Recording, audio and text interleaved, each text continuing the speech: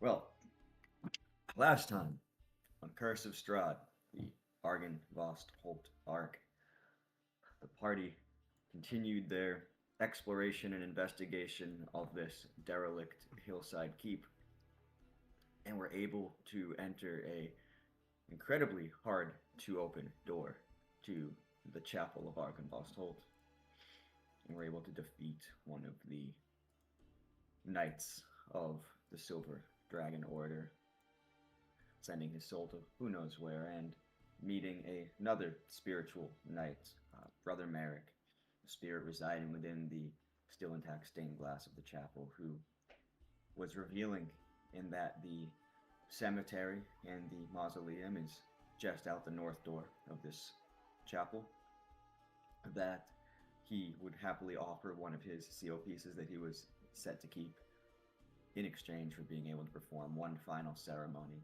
in this chapel, for he feels that the time of Argonvost Holt and its inhabitants are one way or another nearing its end. And revealing that to do so, he can sense that there are two rings in this keep somewhere that would be needed to perform this ceremony.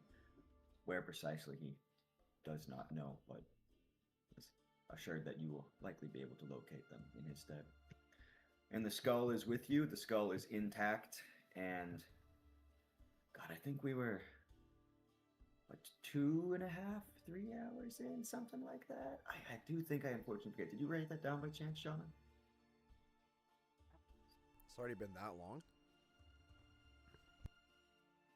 Well, I'm counting the travel time too into the evening. Not total time in the keep, but it was, you had 9 hours total to complete this Herculean feat. Um, and I think 2 hours. It was 2 hours on the road is what you guys opted for, cutting through the woods. Um, no one is short rested yet, so I do feel that we're probably just at like 2.5 hour, maybe 3 hours top mark. So that being said, you are all within the chapel. The twilight filtering through the stained glass in what little ways it can, as it is nighttime. And Brother Merrick peacefully within his stained glass frame. So the floor is all of yours to continue as you would like this evening. Remind me, did he give us any lowdown on other seal pieces locations? No, Brother Merrick was not able to discern any further. I don't Gotcha. know if he was asked though, to be honest with you. So I think we asked, but maybe I. I I don't. don't. We didn't ask about other pieces. Okay. But I do forget if we asked about like a general location of these rings on this floor. Um, I think we asked. Okay, I think we asked that. That might be confusing. What we asked about. It's been a bit. it's like you said, he did share that the sensing of these rings that would be needed, the components. He knows that they are on this floor somewhere. can he sense like what direction? Like, Aaron. Well, the whole floor is west of you, since this is the furthest east room. So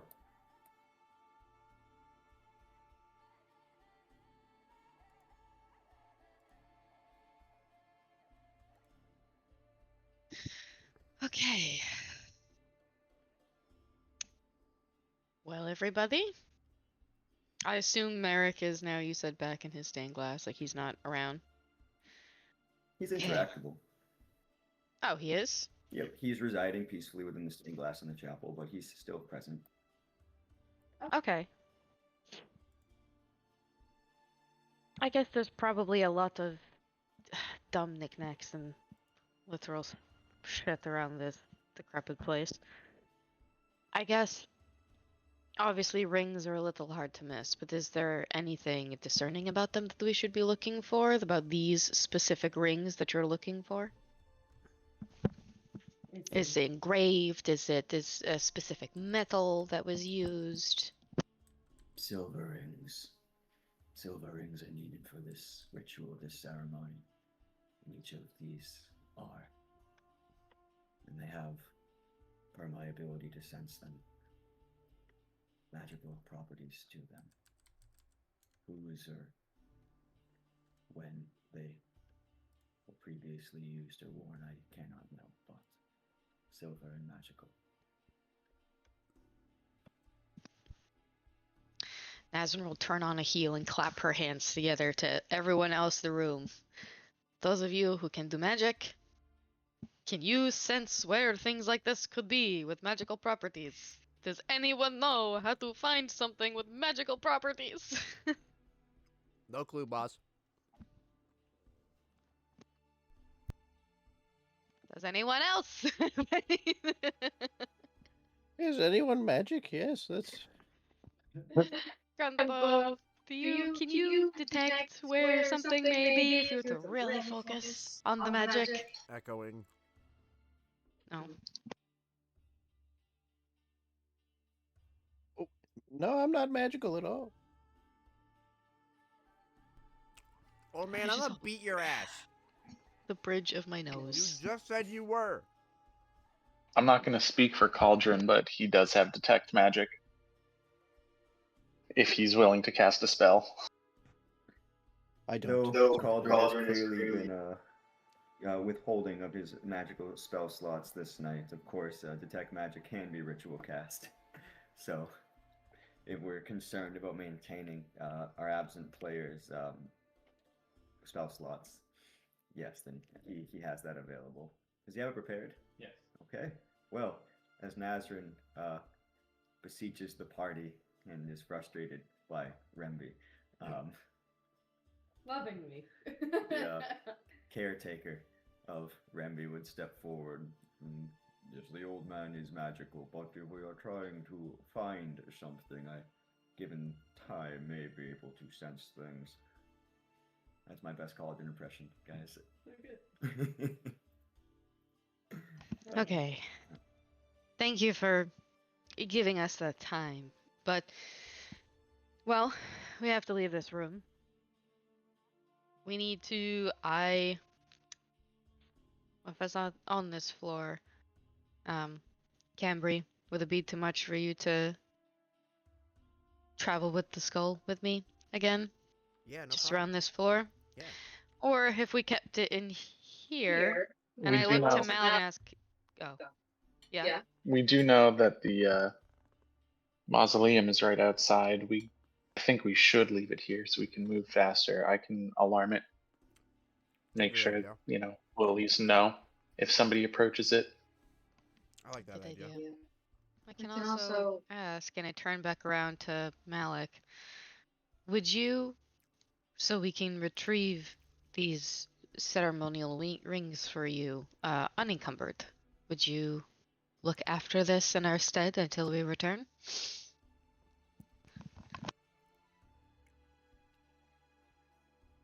It is not the way that I had ever anticipated coming back into contact with Argonvost, and you are welcome to leave the skull of him here in the chapel, but to look after is difficult for me. In what form I can take, am bound to these walls and windows. Certainly I can watch and gaze upon it, but to do much more to protect it would be outside of my capabilities. But yes, you may leave it here. I certainly can't stop you.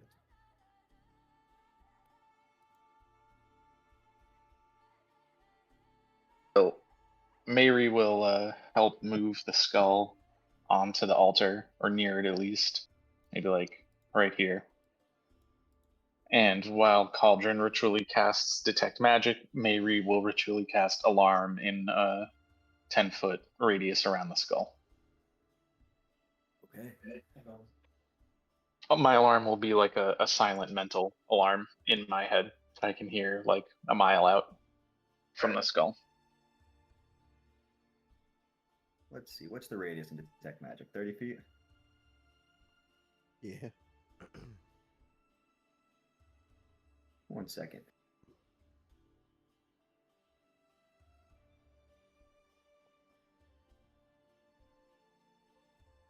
I believe it's 30 feet, yeah. Oof. Big.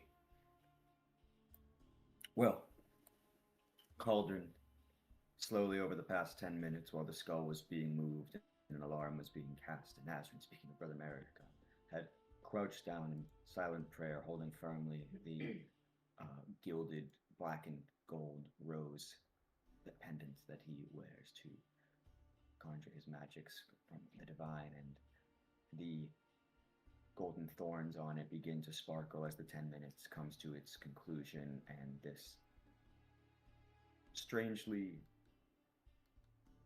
eerie white light emanates off him in this way, as you can see.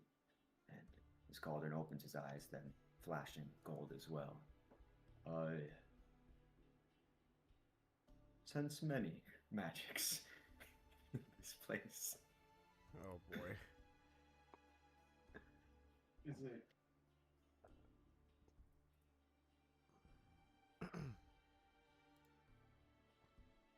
Signature? Is it safe to assume that the other ring, if we have one ring, we have one ring, right? No We have rings are we had. have no rings. I mistook that. Okay, We're ringless. never mind. That being said, Mike, you have control of Cauldron. I will allow you to move him about, and we'll do things kind of in, go down the turn order for what things people want to do, and room to room, I'll let you know what can be detected, essentially. Cauldron is cast Detect Magic. Nash was speaking with Brother Merrick, sorry. Alarm was cast by Mary. Remby, Cambry, is there any things or communications or just preps you'd like to do or would have done in the 10-15 minutes spent in this chapel? I don't think so.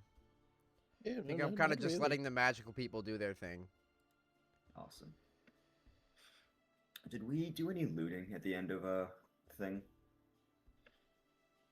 I don't think we did. I also don't know if there's actually much to loot because I believe that when you defeated the spirit, he Spectre, right? was yeah, he was pretty much dissipated, especially because you also wisely used the spider fang, phase spider venom to properly Yeah. dispel him. So actually, I take that back. I don't think there's actually anything you could grab. So no, whether we did or didn't, you cannot. So,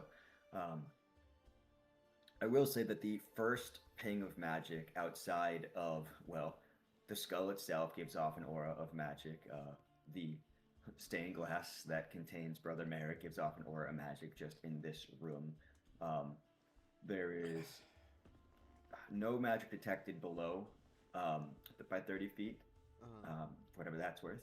And the chapel is probably 50, 60 feet high, but there is no magic 30 feet up. There is another detection of magic, however, in the room directly to the west of the chapel from the large doors that you had come from. Large as in size? The doors that you came from to the west entrance of this chapel, which were like these massive, like gilded, like Bro, very locked the doors. doors themselves are registering as magical. Yes, but also in the room that Cauldron has now stepped into, there was also more magic, which you can very easily see is just some dozen feet above you, which is the chandelier that hangs above this broken, desecrated table, which is lit as described previously.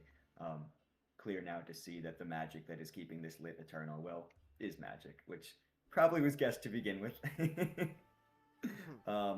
In the current 30-foot radius, though, there's no other magics being detected. Up, down, left, or right.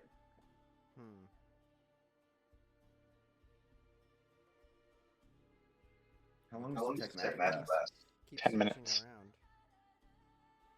The spell lasts 10 minutes. It's concentration. And I suppose that means we just have Cauldron lead the way through every door. Yeah. There's magic this way. There's no magic that way. It's like magical dowsing rods. Like pure little dowsing rods. Okay. Come on, boy, find the rings. We'll start to leave and I'll thank Malik again, but I will apologize to him now that I think about it. This poor man is sequestered to a stained glass and he has to just sit here with the skull of what I would presume was a friend some age ago. But I thank him for his guardianship anyhow, and I leave. and follow Cauldron wherever he's going. There are worse fates. Ashen. And he nods. And yes, that door does open that you had just clicked. It is unlocked. Well, to be fair, it was barred from this side. So assuming you remove the bar, that does open if you are curious as to that direction. That's where the cemetery and the mausoleum is, right? Yes, as told by Brother Nard. Yeah. So, do we need to go out there right now, No, I don't think so. or should we head back to the main room? Let's head back to the main room. Just keep fucking opening doors we haven't opened yet. We gotta move fast. Those other Vistani are clearly behind us.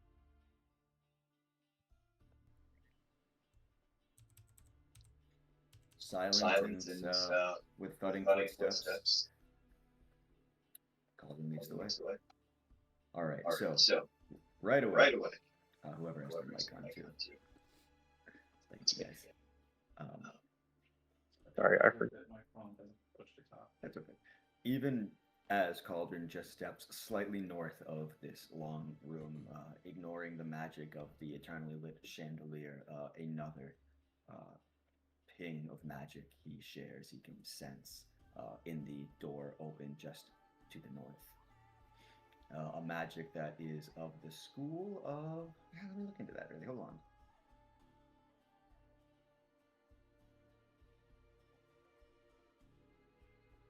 I guess it would be conjuration.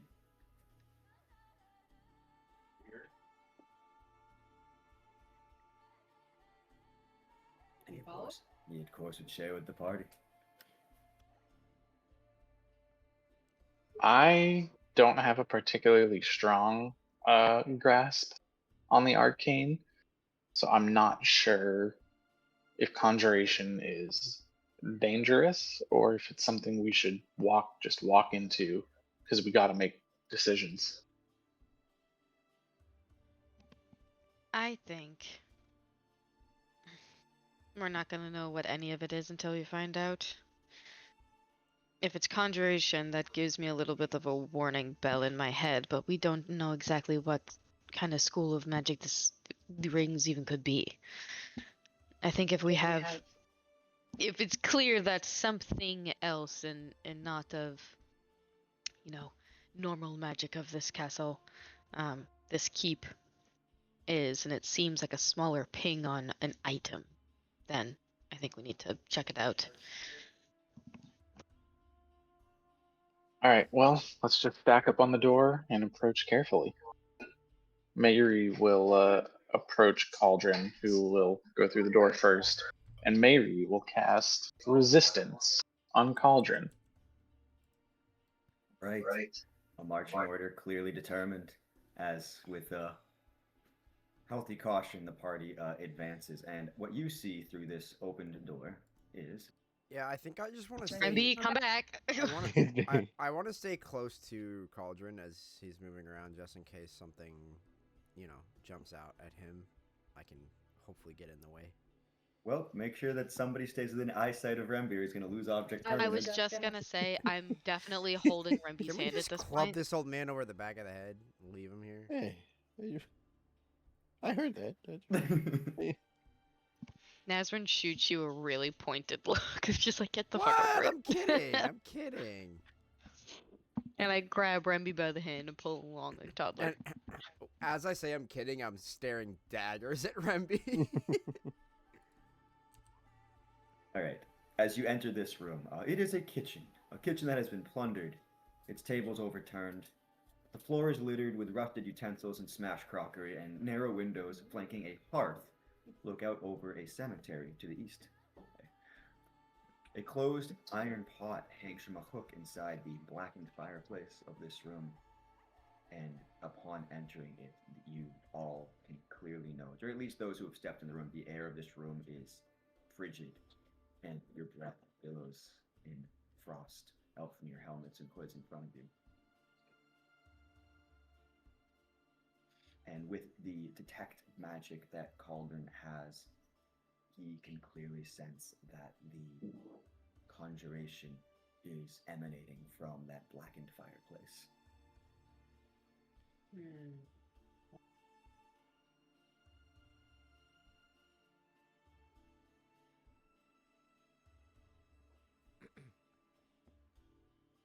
Well, adventurous. As you I've got a really bad feeling about that. Conjuration from a fireplace. Mhm. My above the table, my D&D brain says, "Go touch it. Like, go find out what's in there." But where, yeah, it's definitely some kind of specter or shade of some kind. Well, I won't metagame. Actually, that's not fair. But I will say we were already wary about conjuration.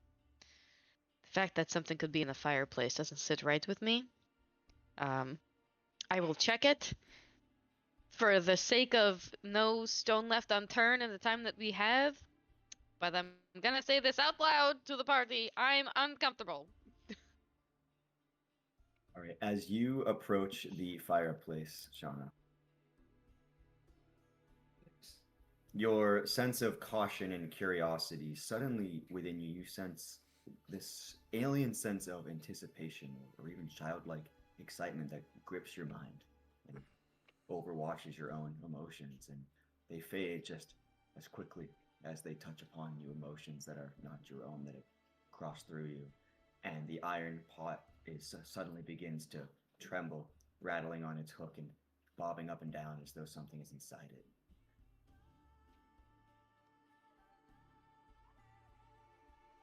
You all see this too. You don't feel what Shauna felt, but you can see the pot beginning to shake and tremble as Nazrin approaches it. I have a newfound sense of childlike wonder and excitement. That Great. that flashed in your mind, emotions not your own, as you approached, and then faded. Mary will jump forward through the door and touch Naz on the shoulder and say, "Hey, I trust you, but please be careful." And he'll cast resistance on you. Uh, yeah. I get nothing else she really does with that. She really just she nods at you and she'll carefully. I'd like to take a perception check As you reach about. forward No, to take the wait. lid off the pot, the alien emotions return intensely to this nervous, excitable giddiness. And as you slowly crack the lid, this a wash of frosty mist comes out and forth from the pot and rushes out. And as soon as it does, this strange figure immediately darts forward, whirls around you, and then flees to the northern door. And you see this strange, misty apparition of a small dragon. That as soon as it bursts out from the pot and wisps around you, like I said, just Oh, runs away. Argo chases it. That He's must have been some Argo's good plan. soup. Did it just like phase through the door Yeah, in let me front take a of look at us? this thing too. Hold on.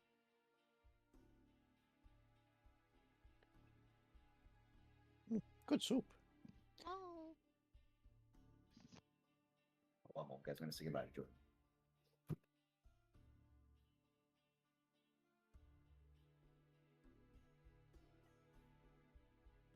Ooh.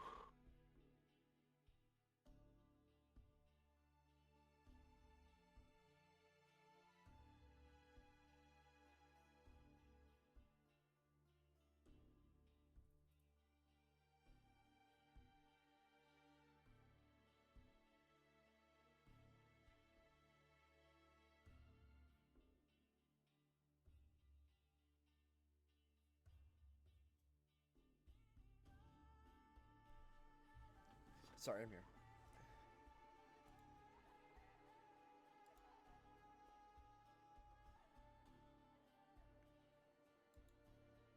You guys, can you hear me?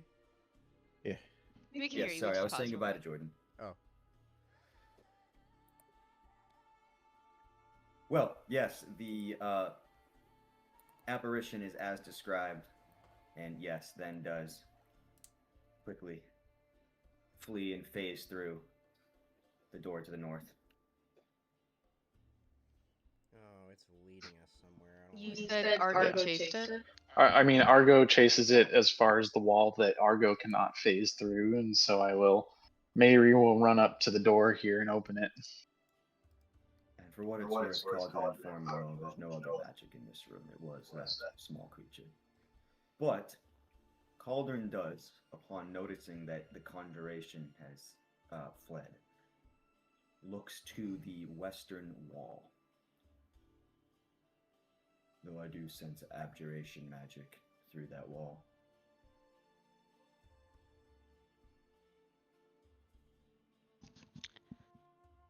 Through it? Like, does it seem embedded in the wall, or is this something where you can sense it in like an open space beyond? Certainly not within this wall itself, but beyond it, well, within some 15 plus feet of me at least, there is abjuration magic. Let's see if we can find the door that circumvents this room and gets to the one next to it. Found it. Yeah. There's a- Puts an arm out like, that's great. I don't know what this tower, circular room I'm in is. I don't know if it's stairs or what, but there's another door right here. As Mayri and his own dragon familiar excitedly chase and are able to open the door that this wisp had fled through, you find yourselves in a circular room. Tattered brown drapes cover the windows all along this wall.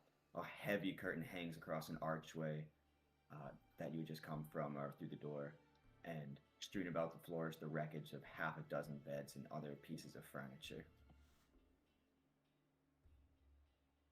I would. Also, if I may, sorry, the temperature of this room is notably colder, and you can, all of you already feel the temperature in the kitchen, for those of you who are still there, begin to become warmer now that, well, that dragon spirit had left. So could we could very clearly tell that it was a dragon spirit, like we saw what it looked like as it came by, or was it just? Yeah, you saw the token that I had put down, and as I described, it was this strange, ethereal, frigid dragon.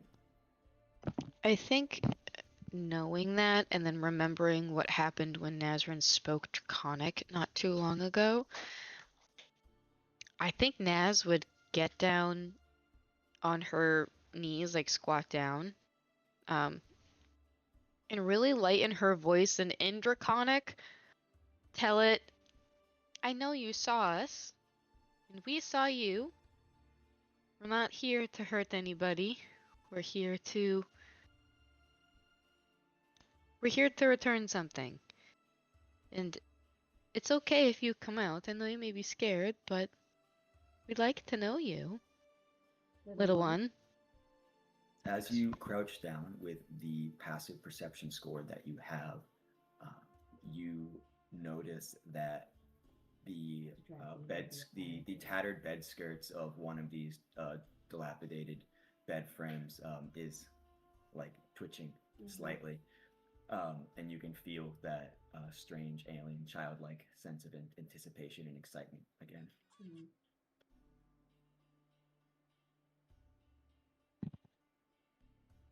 If it's a positive feeling that I'm feeling back from this thing and not some type of hesitation, I think I would scooch forward, but still talking to it in Draconic, let it know that I see you, like I know where you're hiding. Does anybody else speak Draconic? Nope. Mayri does. You just hear Nazrin going. I was gonna say, trying to speak Draconic in a cutesy way, just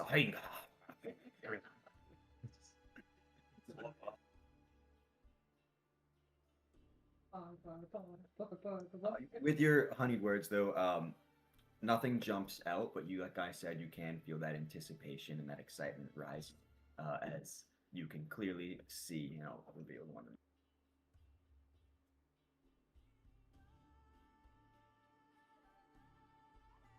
As you approach and pull back the shaking bed skirt to once again reveal this small spirit, it again darts around you excitedly, frigidly, as well as it creates this little whirlwind of cold air around you, and alights on your shoulder.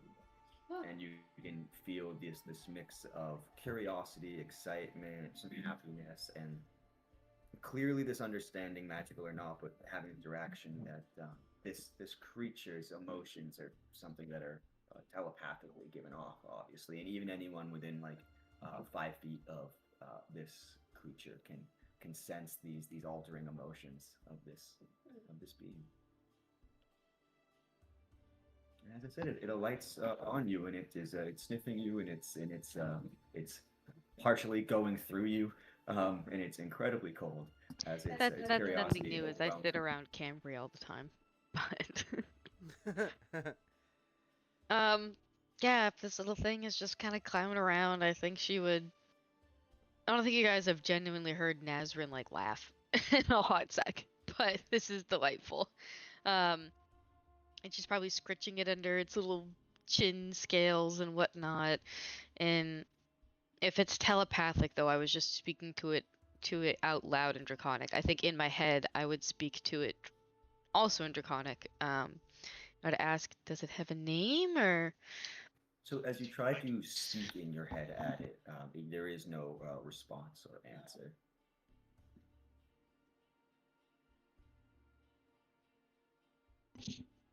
Okay.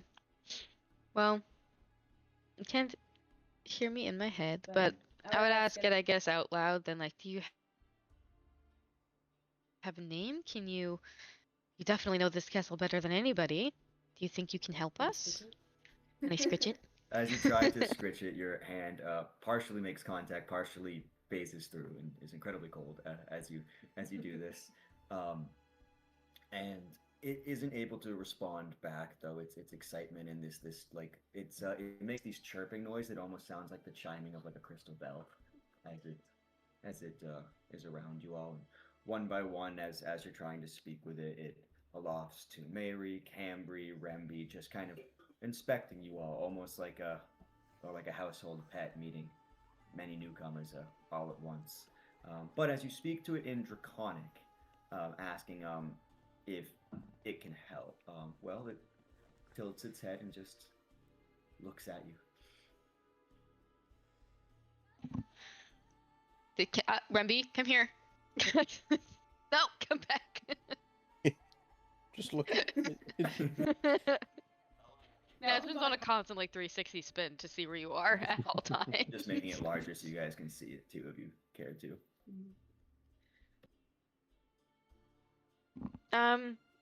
Well, if it doesn't really give me a confirm or deny, then I think I would tell it, we're looking for a pair of magic rings.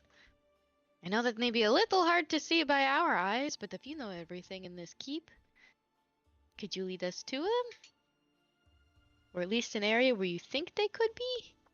Little one? Check out how well this thing's ability to communicate is. Hold on. I can like animal handling. I can sign language. Like,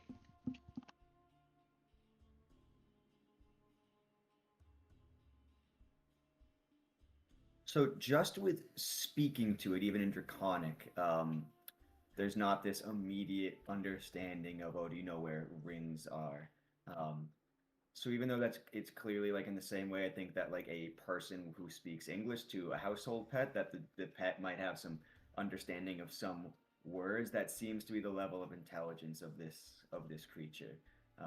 So, and as Cauldron, as Nazrin and Mary are trying to commune with the spirit, and if your own dragon familiar is out and interacting as well, I do think that the two would be, well, or at least this spirit would be prancing about and making these chiming noises around yours, again in the same way that two pets who are meeting each other for the first time might try to warm up to one another. Oh yeah, there's some butt sniffing going on for sure. I think, Shauna, if you were to try to evoke assistance from this creature in a way that is not with, direct words, essentially in Draconic, you might find more success. But just trying to speak to it doesn't seem to be something they can fully comprehend. Though Draconic is the language that is, more at least attentive to than Common so far, certainly. And yes, I will say that Cauldron took a step through the door that he saw Remby going through, almost to preemptively block him from wandering away, and would simply share the magic that I sense. The School of Abjuration is not, at least, within the range of this hallway. I sensed it better on the opposite side of the wall in the kitchen to our south.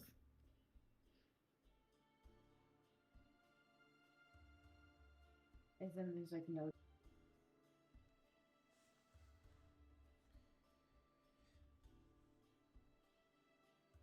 But In that- this familiar though does alight on your shoulder and happily just travels around the party for the time being, like a pet, a dog, following newcomers to a home, essentially. In that case, as tempting as it is to continue down a very long dark hallway into this area, I'm going to go with Cauldron's assessment, and if you felt whatever magic was strong on the other side, then we need to take the path that follows that to that room. This hallway does not seem to be it, if you're losing the sense. It's at the far end of the hallway. You can see another closed door. You can also see some mist and what little light there is filtering through iron barred gate, essentially, just about 10, 15 feet in front of you along the north wall, but more if you decide to investigate. And this newfound companion will simply follow around you all. I think at the moment, as Najrin steps away, this spirit approaches Remby and just kind of like latches on to one of his two large, like, combed beards and just hangs on to it. Upside down like a little bat.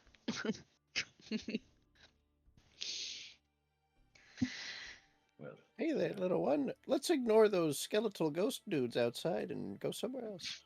I was wondering if anyone would approach the window and notice. So Remby sees what he sees. If anyone else approached a window and saw anything, then they might. Huh? What did you say, Remby? Oh, there's just skeleton ghost men outside. Oh. No one. This Oh. is not what I wanted to see. Oh, we got the ghost friend. Maybe they're friendly like this little dragon boy. With the assistance of Remby absentmindedly pointing it out, you can see through the tattered drapes in the windows of this clearly at one point some barracks, as described, these mist-born, armor-clad spectre standing totally stalwart and resolute at the stairs leading up to this dropped iron gate that you note from the hallway, who, even looking through the window, don't seem to rouse as they stare, ahead, unmotioned. Terrifying. And They're not moving and they don't see us, so I say we ignore them for now. See if we can get into this room. agreed. So, what are our directions? We can go back down and find another door that goes up and around to the other room, or we could take our chances with this hallway and the door at the end. I personally think we should go back the way we came. But Cauldron, as you step into the light of the gates, I'd like you to roll me a stealth check. Oh. I suppose at disadvantage because he wears heavy armor. I think that's just the reality for him.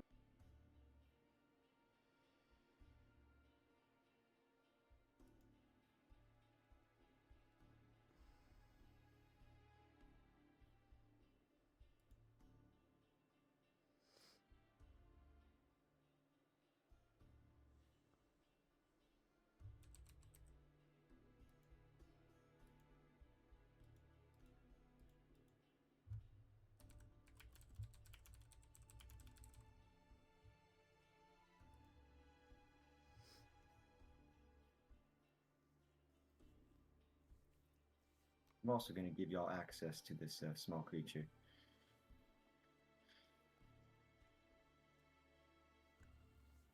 So you don't have to be moving it around. Yeah, exactly.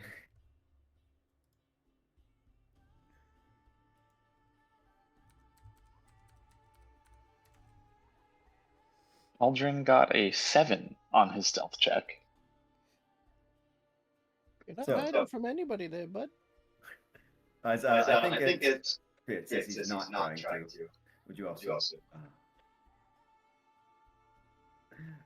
As Cauldron proceeds down the hallway, just continuing to try to detect magics, unbothered or maybe unknowing to the spirits that everyone else noticed out the window, he, as he reaches the gates, just simply turns to face the southern wall and loudly, without any hesitation, proclaims, "Yes, the School of Abjuration is even stronger through this wall here to the south."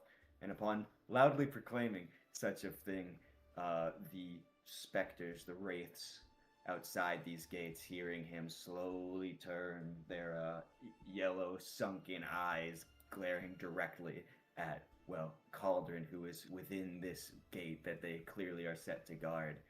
And as their mouths open, you just hear this spectral intruder. Great. And believe it or not, everyone, we will roll for initiative. Okay. One sec.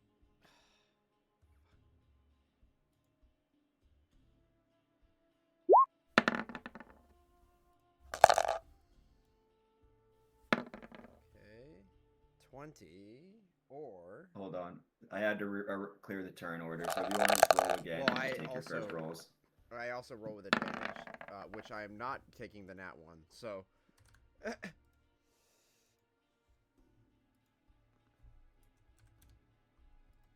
That's good that that magic is over there.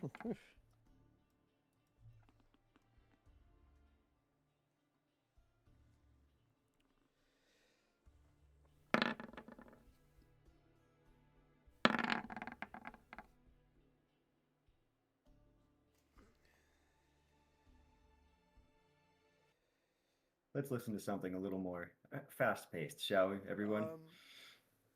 How long does a venom last again? When applied We to a could weapon? open.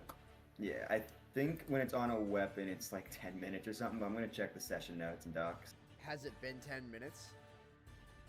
Yes, Okay. because Detect Magic took 10 minutes just to ritual yeah, cast. No, you're right. You're right. I forgot about that. Well,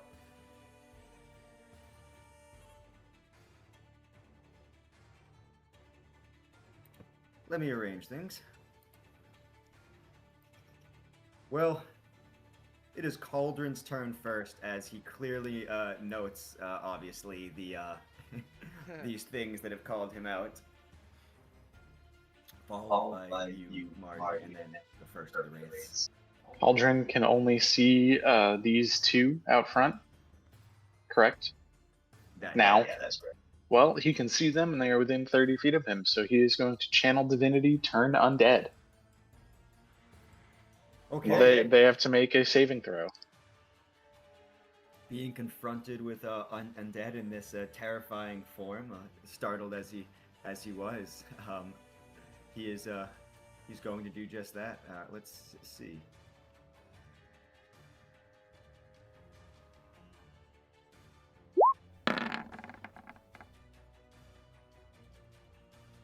We'll just use both those rolls, as the 21's the one on the left, the 15's the one on the right. So one of them, as Cauldron brandishes his symbol, his gilded rose that hangs around his neck, immediately just starts to retreat into the woods. The other, though, unfazed in its deathbound duties to protect this rusted gate.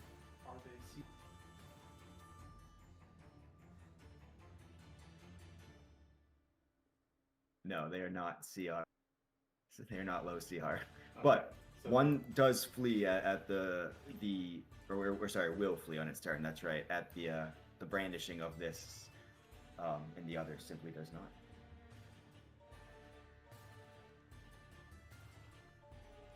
All right, Cambry, you can see out the window the rightmost one being affected, I think, overall, as the light from the rose wafts over it and I don't think at the time could see the leftmost one from that angle unless you tell me otherwise.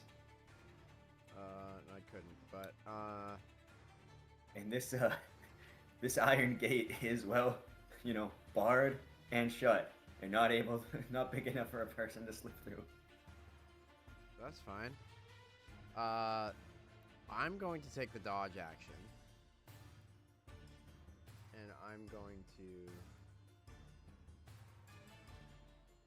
manifest on my guy.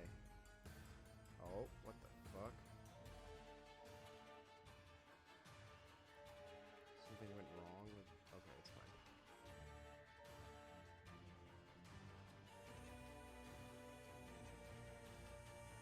I see. I'm placing Osna outside. And that's all I'm gonna do. Right. The intruders multiply. The leftmost wraith, brandishing a massive two-handed greatsword with strange mists undulating off of it. Its eyes initially locked on Cauldron and darting back and forth between these other spectral persons themselves appearing. Strides forward and raises the sword high above it as it will slash down at the nearest intruder that is now operator on its side of the gate.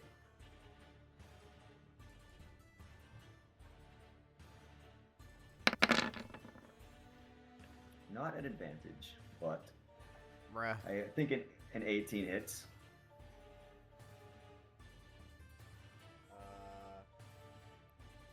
Yeah. Let me go ahead and see if I can turn the toggle off. I need to remind you literally every time.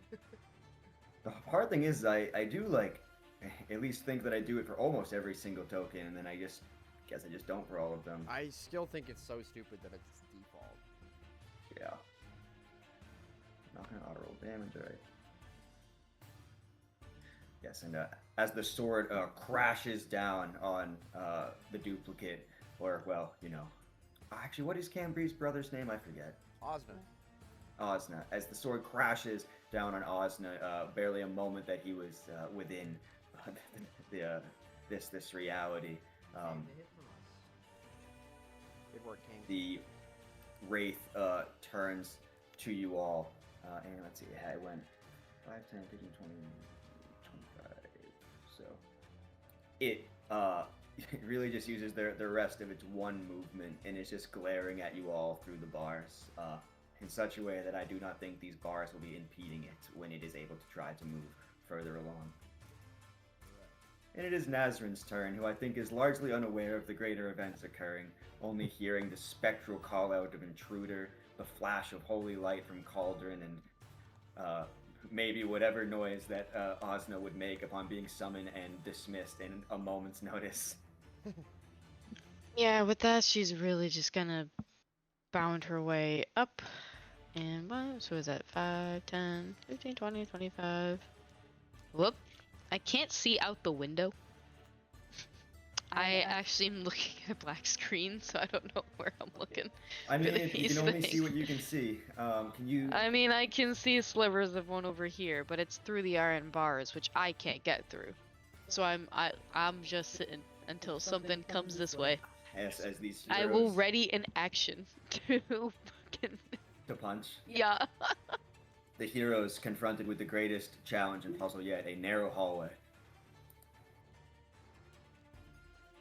Okay. It is your turn, Mary.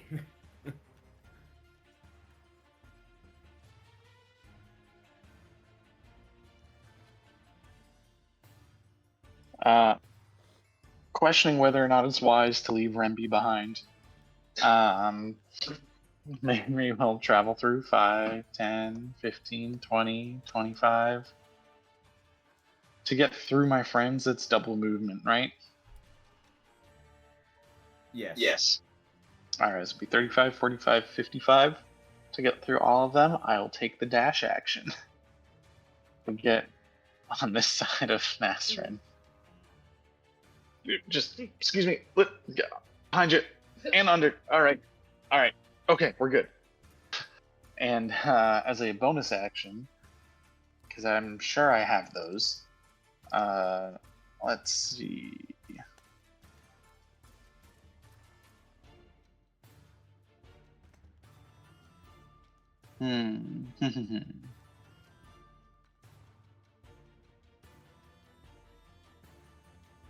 I suppose that's it. I will use my bonus action to command my dragon to, fight with me, join me, and it'll fly 30 feet into the hallway and hover, above everyone's head or whatever. And it cannot take dash action, I don't believe. So let's see here.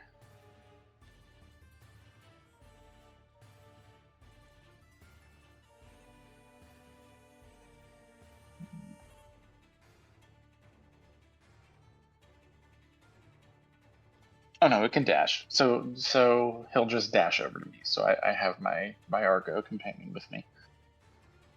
And that's Mary's turn. And the wraith that was affected by the turn undead will use its turn to flee in absolute terror of the divine entity that is Cauldron, the centuries-old Dusk Elf, who has seen worse and killed even worse. Let's see. 1, 2, 3, 4, 5, 6. 1, 2, and it's off the map. As you see this specter, just with a hiss and with as much speed as its ghastly form can take, just force its way deep into the woods surrounding this keep. But the remaining one does have eyes on all of you. And Remby, everyone is rushed down this hallway. You cannot see what is going on. The small spectral dragon is still clinging to the tuft of your beard.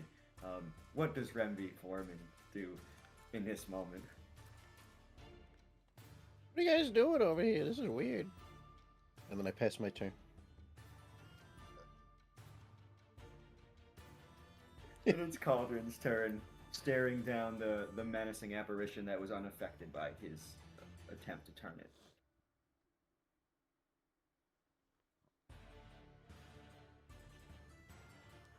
Being that he doesn't want to shoot a bow through barred doors, he will sacred flame it. It needs to make a dexterity saving throw, DC 16.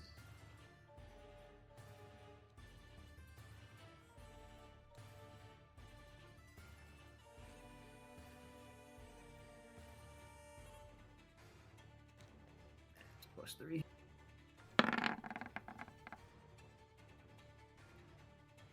This thing is not quite dexterous, it seems, as it is hell-bent on simply slashing away at the intruders mindlessly. And it takes 7 radiant damage.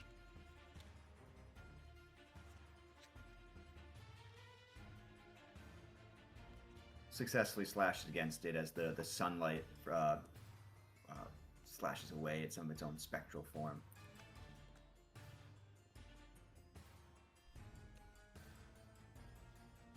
Alright. Cambry, you face down these iron bars. What would you like to do? Second verse, same as the first. Boom. And I'm going to...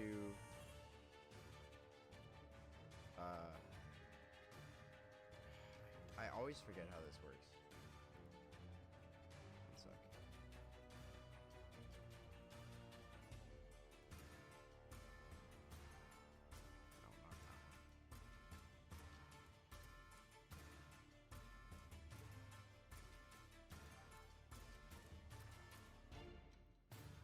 No, not that one. Okay, cool. So I can just take the attack action from my Echo's position, which I will. So... Asuna, getting absolutely no rest. Resummoned. he lives for this. Okay, first one's an 11. Yes, which does not hit this wraith. The second one's also an 11. I hate you. I want to go home. the tight quarters and the sudden summoning seems to throw Osna off in the blinks that he's been summoned, defeated, and resummoned. And unless there's anything else that Cambry can do on your turns, then the Wraith, once again, seeing this thing besides it that it thought that it had dismissed, will swing at Osna again.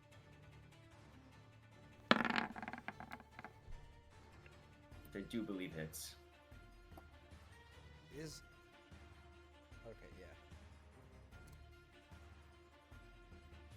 And with laser focus now turns to Cauldron, the casting man of divine light that is sullied him so far, and simply steps through his form just phases through the bard's sword and all as he is within the wall still. He is, based on where he's standing, he is like, the bars are in him, essentially. So striking him might be tough.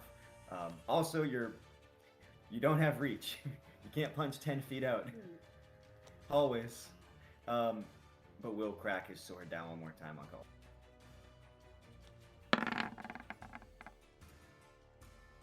And the 20, I believe, does hit him. Well, I'm gonna intercept. Okay.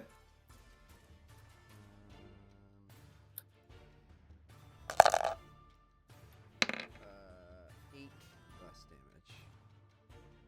Okay. As the spectral sword comes crashing down and the blackjack deflects some of it or slows its descent, it still forcibly crashes into Cauldron for some necrotic damage, but you do resist this strange effect of death that tries to sap at your very being. Cauldron is in the zone. And with that, Nazrin, this thing is in the bars and not within reach of your fists. But your staff might be able to reach it. I forget if your quarter staff has reach.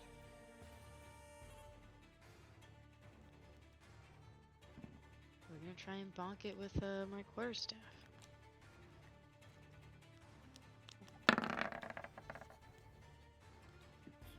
You do manage through the wall, the bars, and your friends just reach forward. The magical tip of your staff striking against it for 7 bludgeoning damage. What does it look like right now? Is it still? Then I hit it again. Just one end and then the other. 13 does not hit, does it? Nope. It does? Well, given the fact that he is partially in the wall, I'm gonna say that's kind of like cover in this case, to be honest with you. So the 13 But the last doesn't- one didn't get cover. You got a 24. Oh. So, one strike hits, and then the other bounces off the iron bars before being able to strike its strange apparative form, and then it, unless you have anything else you'd like to do. I can't reach, nor do I have the opportunity to really A war of move in this attrition here, spot. Hollow Hat, because of the hallway. It is Mary's turn. I mean, unless you let me use my... No, I can't do that. It has to be unarmored. So, nope, never mind. That's my turn. Punch a hole through the wall. I can't Get do him that that. way.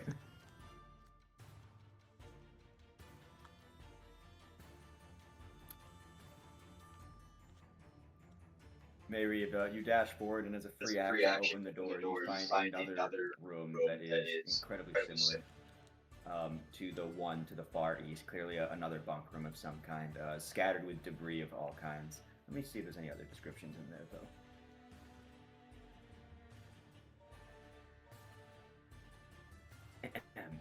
As you open that one, tattered velvet drapes cover the tall, slender windows encircling this room. Furnishings are covered with dust and cobwebs and lie in disarray. A damaged brass chandelier hangs from the ceiling, which is covered in with a faded mural that depicts metallic dragons and colorful birds flying beneath white clouds. Clearly once some nice, finer room with what is left of it described as so, but little else.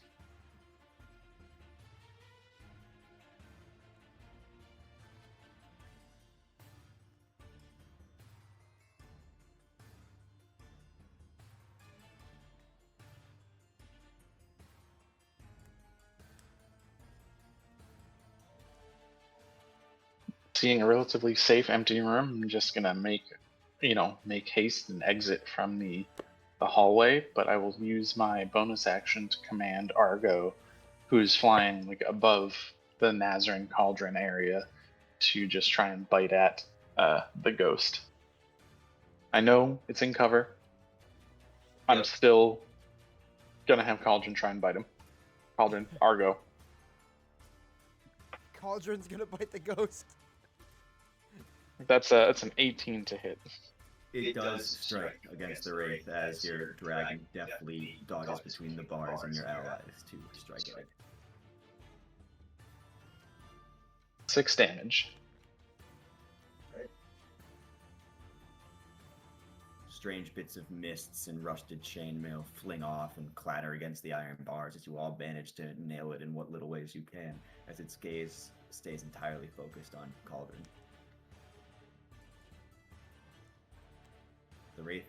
The other Wraith is gone. Remby.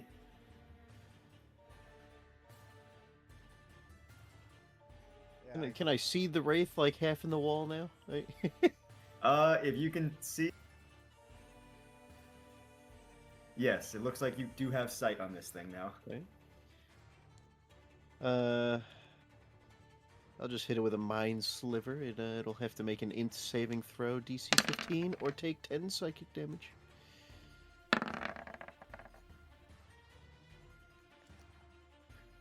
What do you say as the psychic energy of the most insane member of the party slightly leaks into the mind of this wraith? If anything, I suppose. I think the wraith just hears various deep speech chantings, and its mind just kind of turns. Coming from and this teeny has tiny old man. migraine going on, yeah. Deep speech from Remby. We don't even really know that that's what's going on with Remby, right? Nope. No. This is also just entirely in its head. Yeah. As it is assailed mentally, its head jars at an unnatural angle, and as if it had been struck across, essentially, just before its gaze now shifts to Wow. Remby that really has doesn't assailed like it. All right, Cauldron. Oh, I do. Third verse, same as the first. Pointing.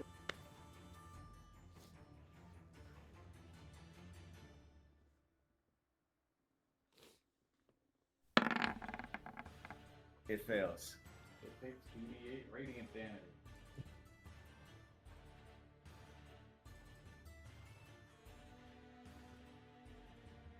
The mist and chunks of chainmail and other parts continue to be just thundered off, but it is fixed on its eternal duty, it seems, of guarding this gate. Cambry? Can I make an insight check to see if it's just guarding the gate? Like, if we were to just walk away, would it follow us? Yes, you can make an insight check. Oh, that's not great. Hold on. Do I want to use my last knowledge from a past life? Not on this. No, I I don't. don't think you need. I really don't. Okay. Well, with a 9, it's hard to say what would follow and what would stay put in this strange keep, but at the moment, its attention is on you, and you are all certainly striking it much more than it is striking you.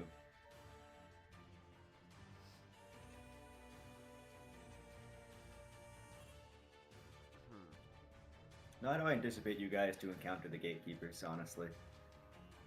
First thought it would happen if you guys like did a full circumference of the place at any point, not counting the rooms this side. Is this space like open? It's barred. So I can't It's- manifest Osmic here. Unless he has the ability to be within structures, then no. I don't believe he does.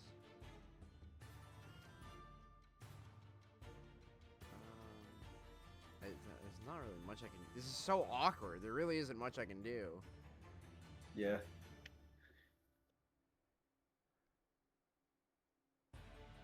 heroes who have defeated such greater evils, just struggling with a combat that is putting them in a narrow space. I think we should move away from this gate, crew. You guys are struggling? I'm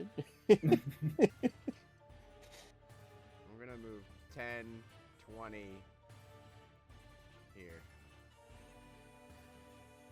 Just swim moving the party. Pardon me. Okay, you are able to do so. I do believe that's an attack of opportunity from our Wraith friend as you moved into and then out of his range.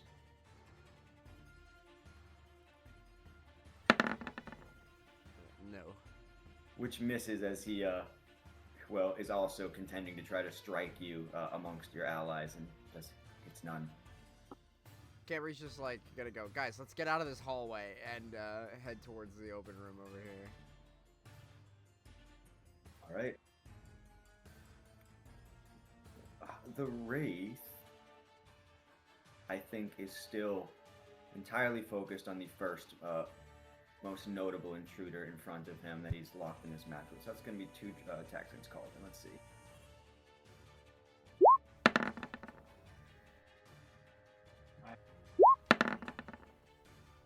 Oh, the first one was the opportunity, or the first of the 3 is the opportunity. With his defensive ally gone, the Wraith focuses in and is able to strike once against Cauldron. I hope he enjoyed that one. If we could see a con save to see if the necrotic energy has any profound effect, which it does not, but 11 necrotic damage. The other 2 exposure checks for both times he's been hit for Tech magic. Gotcha. Alright, fair enough. Still maintaining that through all of this. Imagine. Whack whack. What happens if I hit it once? Will it die? Depends on how hard you hit it. 16. A 16 does hit. Okay. 11. No! Then I whack it again, just full on baseball swing. Never mind. Imagine never I get played mad. baseball in her life. Then you know And it what? shows. I throw my hands and I start walking towards the door. But I don't go through it yet. I'm just at the door. I'm like, okay. Okay. Mary? I shout, "Get him, Argo!" And Argo goes to bite him again. With a 16 to hit. For max damage, that's a 9.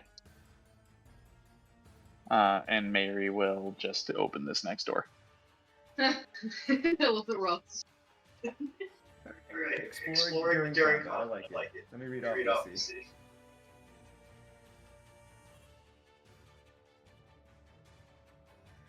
Alright. As you open this door, you see a den, a wood-paneled den that has also been ransacked, its furnishings tossed about. A cold, dark hearth dominates the west wall between 2 narrow windows. Standing upright against the north wall of this room is a sarcophagus made of black wood with a queen's effigy carved into its lid. And that's what we'll get for now.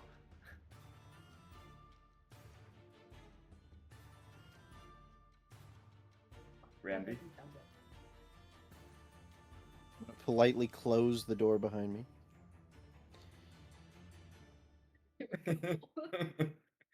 Okay.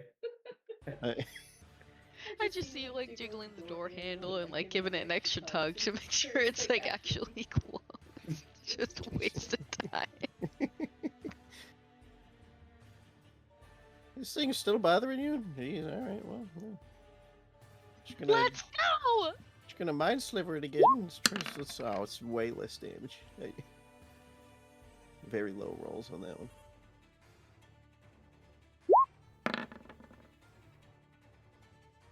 Well, it takes the psychic damage as deep speech assails it again.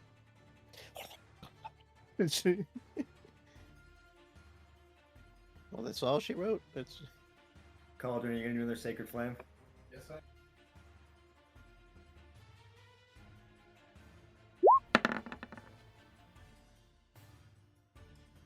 It had exactly 7 health left, and it crit failed. What does it look like as the sacred flame dismisses this guardsman?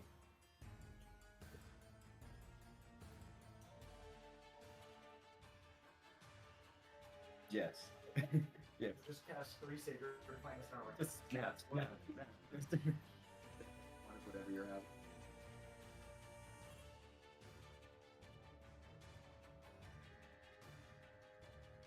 As the party splits the difference between exploring out of frustration and trying to just not be in a narrow hallway, Cauldron Focus is able to dismiss this foe and announces, "The one that fled will likely return in the next, well, several dozen seconds, as my ability to dismiss such foul creatures is not permanent. So I suggest we move on." Yeah, Then let's move. Let's move. Is the sarcophagus in here? We're gonna go down That and over sarcophagus, here.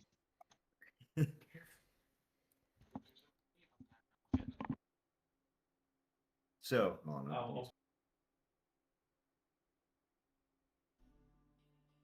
Yeah, Mary will not shout, but just like speak, project his voice down the hall with what Eric described in this room that I opened, this queenly sarcophagus or something, I believe it was, in here, and maybe Cauldron will tell us, this is the abjuration magic I've been sensing. as Cauldron gazes at the sarcophagus, no, there is additional magics within this container. No, the abjuration magic still, and he gazes at the eastern wall, is through that.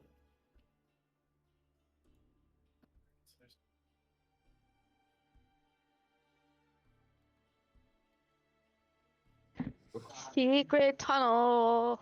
Secret tunnel.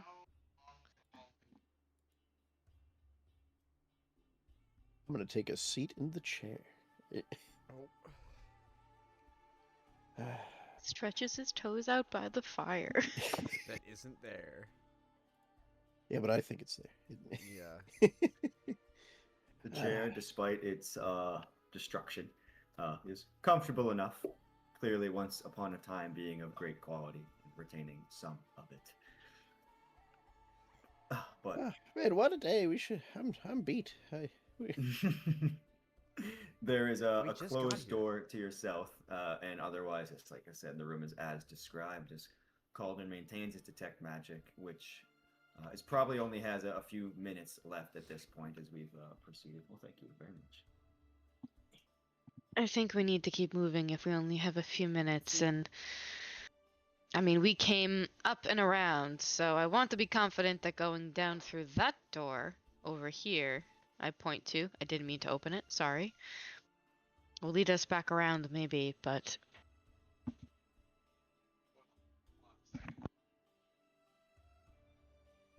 What other magics did Cauldron detect on the sarcophagus, and are we gonna look in it? Who's setting off the trap? I'll touch it. It's I'm gonna figure out what magic is in the sarcophagus. Hold on. If Nazrin says I'll touch it, once again Mary will walk up to her, give her a little tap on the shoulder, and like, please don't go off and just throw yourself at every problem first. We do need you. Be careful. Oh, thank you for the resistance, but I think as this is something that now has happened a few times before, I think she would look at you and tell you, you need me, but this is also my responsibility. I'm thrilled you're all with me, but I am terrified they're on every corner that one of you is going to drop dead from something, because you all wanted to just help me. We're being careful. If I can help it, I'll take the brunt of the issues. Hey, don't worry about me, my old desert flower. I'm quite old anyway. I could keel over and die just from being here. Oh, And you know, Remby, that also, I hope that doesn't happen. I hope you go down swinging. Whenever that happens. Well, unless I'm sleeping, of course, then I'll go down sleeping. So, who opens the So, sarcophagus? I'll open it, but I do thank you. And I'll open it. I will do my own series of BS investigations because I'm not a rogue about touching things or if it looks sticky or if I shouldn't touch it or if there's anything around it. As you swing open the massive door of the sarcophagus that is not locked, heavy as it seems, though, it looks mostly empty. There are shattered wine glasses and decanters on the shelves, as if this ancient sarcophagus had at some point been converted into a wine cabinet. But as you gaze at these destroyed bottles, these red stains of wine once had, smashed decanters, Cauldron would simply say, the magic resonating from within this container is, well, still present. I'm so sorry. Speak of the devil. Hello. I'm so sorry. I completely forgot to set my alarm. I forgive you. I'm glad that you're here for some of the session. To update you swiftly, the party has begun to search the mansion for these magic rings needed for the ceremony that Brother Merrick, the spirit in the chapel, would like to perform before showing you his mausoleum seal piece. Mm-hmm. The party has generously used your detect magic ability, which can be ritual cast over 10 minutes so that you don't consume a spell slot. Mm-hmm. A small dragon spirit was found and is accompanying you all. It cannot communicate, but is following you all, essentially. And you triggered a combat with 2 wraiths that you made one flee and you were able to destroy the other, Cauldron. Okay. As you've piloted your character. Now we stand in a room in which a large sarcophagus was opened and found to have many shattered wine glass and decanters, though magic is still detected within it. And Cauldron has been able to detect abjuration magic through the eastern wall of this room. However, as you've been detecting that magic at multiple angles, it seems that something's on the other sides of that wall that no one has been able to get to yet. And now you're caught up, buddy. I hope you get to sleep. I got more than I was expecting, so. Oh. And like In that case, if he tells us that there's something still in here, I guess I would just start knocking on some of the walls. I would run my fingers under anything. It'll be an investigation. Whee! With a reduced DC because it's been made apparent to you that something else is here.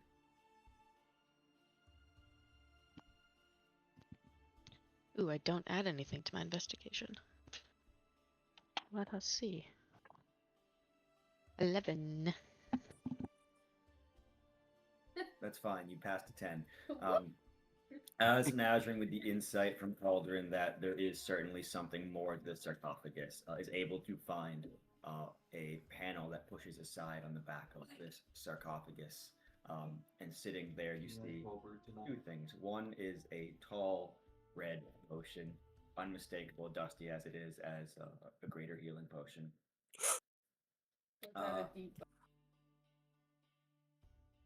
No, a greater healing potion. I can look up in a second.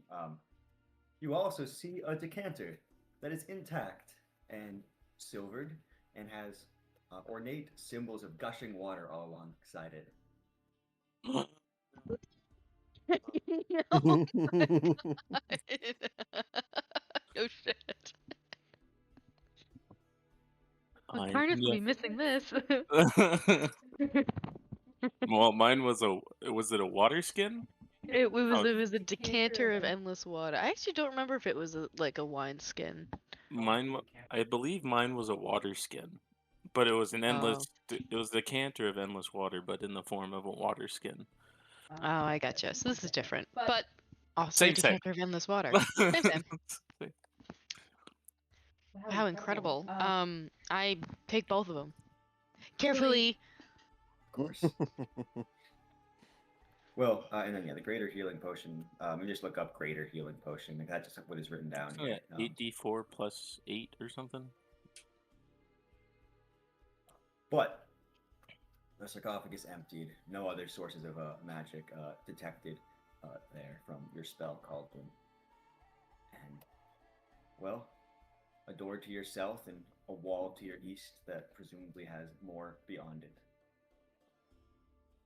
Alrighty. Where are we in the castle? Still on the first floor.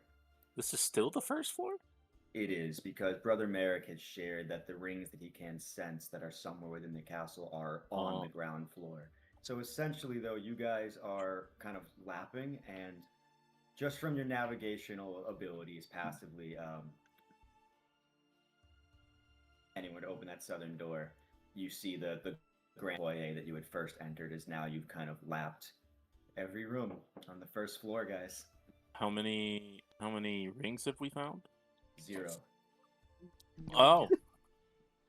So we're doing a great job. So we missed something. So I see Mary has gone out. I'm looking for this other dame. These There's gotta be statues something. on the There's walls? something, yeah. Yes, Yeah. busts and statues that are decorative upon observation in earlier times. Here. Have we checked those at all? They were observed when you first arrived, and nothing of note was found. And your detect magic that's going also finds nothing. However, as you meander to the top of this grand foyer cauldron, as you just were, Up here? you All right. once again now can sense that there is abjuration magic just to the north of you now. Alright, I'm going to inspect this wall. What's going on with the wall right here? There's a door. Go. I will say that as now Cauldron has inspected abjuration from the south, east, west, and north, all surrounding the walls. I won't even have you roll. That as you gaze at the wall, you can clearly see one of them has a indent on it, a rune in Draconic, or a word actually. The word is, for those who read Draconic, wine. Vine. Fine. I go get some of that wine. Okay. Would you like to, Cauldron, press on this? Yeah, bridge? I think I'll press the button. Ta-da. And before you, the stones move apart, revealing clearly, as I'll read actually exactly.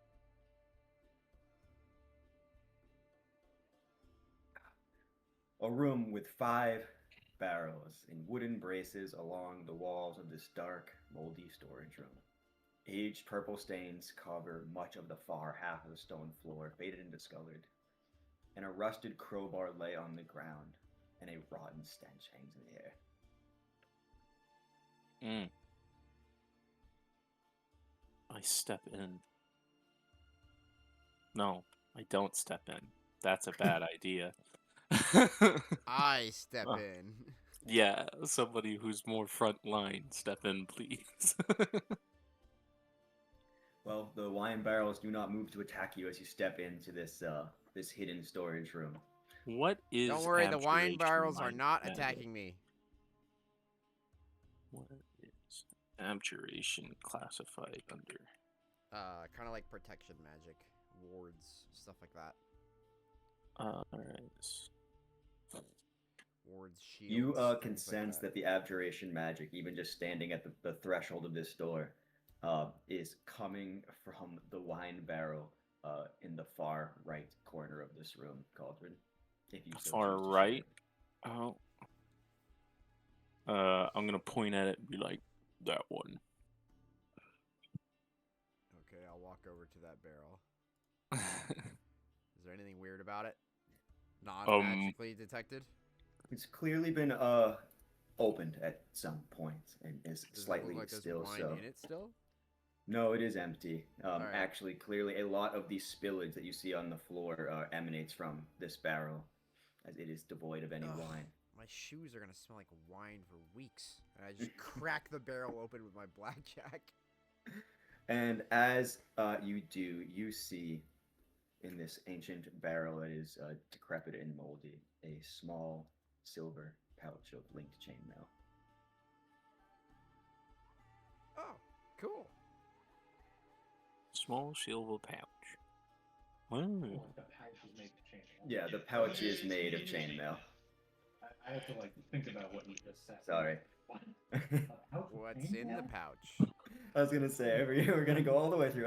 We have a whole set of armor that's being held in This silver pouch contains 2 pristine silver rings with in common words written upon their bands from now until the end of days.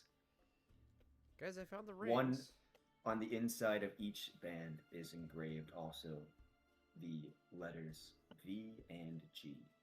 Truly, like V, the and symbol, G on the V inside of each and band. G.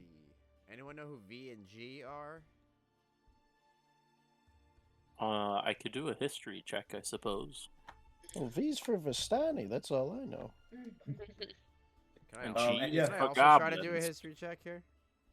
Yeah, or we could have whichever has the highest skill of it Yeah, actually, roll at an yeah. advantage with the help Yeah. action. If you guys would like to try to sit together and be like, what is, That's fine. who could ignore be in ignore GB? my roll. I'm not actually rolling. I just have to. I can't not because of the way the click and drag works. So. Got it. Who has the highest history check? If you're all gonna try to ponder Mine's who a these 2. might be. Mine is a 5. It's you, buddy. Why don't you roll a history at advantage with the assistance of your allies who are trying to determine who B and G might be, and tell me if you have any guesses yourself. I think. Oh. Well, Cauldron, this is easy. I for have you. no guesses. I just know. As your age betrays itself in positive ways, in the same way that you will familiar with Godfrey when you had approached the keep. You also know something else that with the 25, I think you know, and I'm gonna let you decide if you want to tell the party. I'm gonna message you. Oh God! I'm gonna whisper to you. Just whisper sweet nothings in my ear, are we? Yeah. G has got to be Godfrey, right? But I'm saying ice. Yeah, he said that. They were not. I don't know. Maybe Godfrey's gay. Who knows?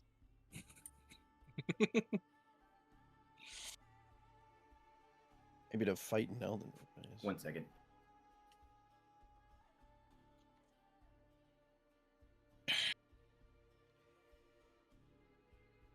How long can we play for today? Like, when's our stop point? It's up to Tyler because you guys work today. Tyler? Probably like anywhere between 2 and 3 in that range. Closer to 3. Okay. Well, I whispered to you, Cauldron. If you need reminders of any of those names, like definitely need. Well, I remember the G. I don't remember the V. All right, I'll whisper again. I'm gonna go grab a beverage. I'll be right back.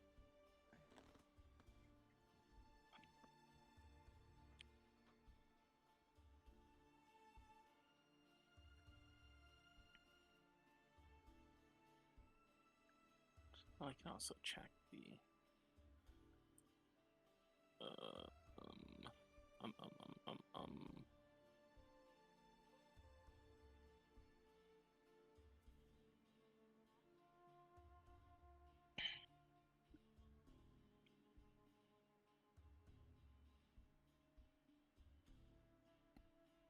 All right. Oh. Oh. So this is something with a natural 20 and your many centuries of age, I'm going to say is a secret that you would have somehow learned. We're going to respect the natural 20. But given the nature of it, it will be Cauldron's choice if he would like to divulge that information in any way, shape, or form. Yeah, I do not believe he will. Why not? What do you mean? I do not believe I will. What would What Cauldron if, what say if though as Nazman he asked you? What does that mean? Who is they? as he does hold these rings and is clearly contemplating, as everyone is, and I think even those turn to you and be like, well, given your clear familiarity with this place and some of its former inhabitants, the party would ask you, if you have any inkling as to who V and G might be, and well, what would Cauldron say? Cauldron would be was just Godfrey and his spouse, and that's it.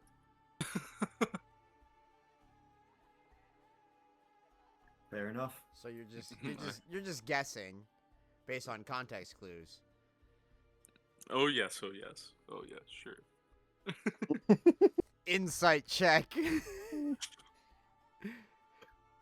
Yeah.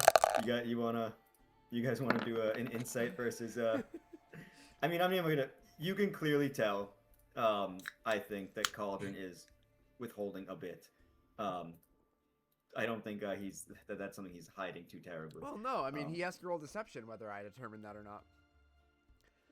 Unless If he well, beats sure. me, then I don't determine that at all. Would you like to roll a deception check, Cauldron, as you try to, well, share what you would like and not share what you wouldn't? No, because I'm not trying to deceive anybody. I was gonna say that's what I mean. I think with Cauldron's answer that he's it's clear that he's not telling you. Is why I don't think he needs to. Yeah, pass. What? Simply I, put, I like to imagine. I like to imagine that aren't whole you time. saying? May, Are we all gonna die? What aren't you saying? nothing. I'm not saying anything. That's what I'm Yes, saying. yes, that's precisely what I'm talking about. Simply put, it is not my secret to tell. But, Cauldron, as we're going to move forward with these rings, and Nazma will hold out her hand and ask to, hold them. Take the pouch. You're for the one who has them. If you know that whoever these could have belonged to, Godfried and whoever, if it's something that could come back to bite us in the butt, maybe we should know about it. But if not, I want to respect you and trust you. Should the information become pertinent, I will share it at a time. But until things, I will maintain my silence. May I ask why you don't want to share? Because, simply put, for two reasons. One, it is not my secret to share. And secondly, I don't know why I'm speaking like this, but this is the voice I've decided to go with today. What was I gonna say? Oh. They went through a great deal of effort in order to keep this hidden. And so I will not sully that effort by speaking it now. Ugh. I guess I can respect that. I can't. I'll Tell take us the what it rings. is. Do it, old man. Well, rings in hand, and I will say, as well, these are still, both of them have abjuration magic wafting from them, as just in time now the detect magic phase. I'm going to take that aura off.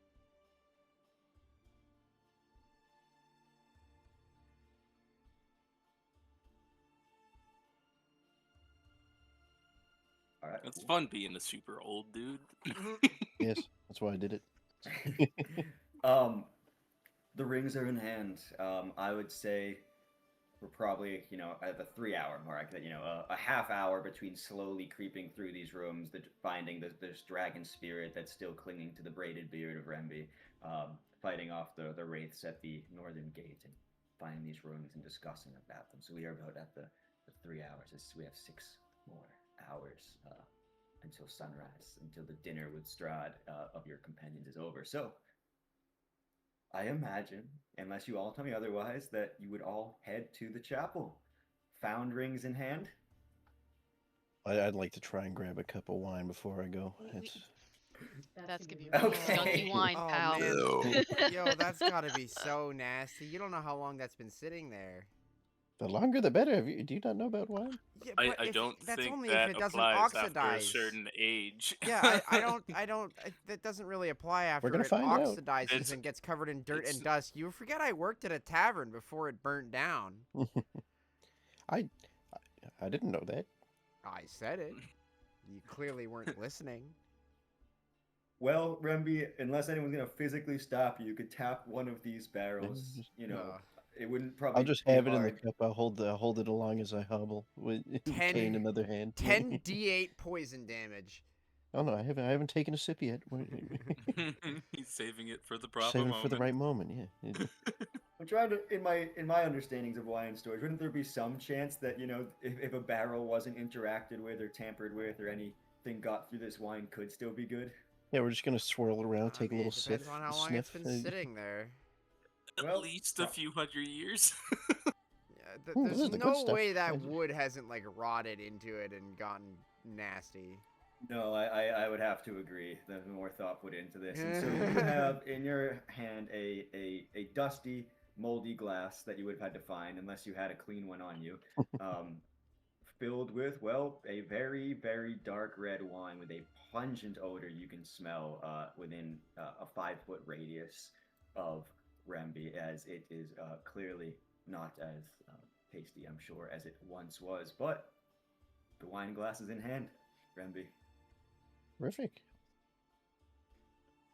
And he hobbles along with it, not drinking it. Any other things you would all like to do before, well, like I said, presumably, I imagine returning to the chapel? I guess this would have been something that I do on the way to the chapel. I think Nazarene holding these, I don't do magic. I wouldn't know what terribly to expect, but if context clues, I think I know what we're about to be going to do. And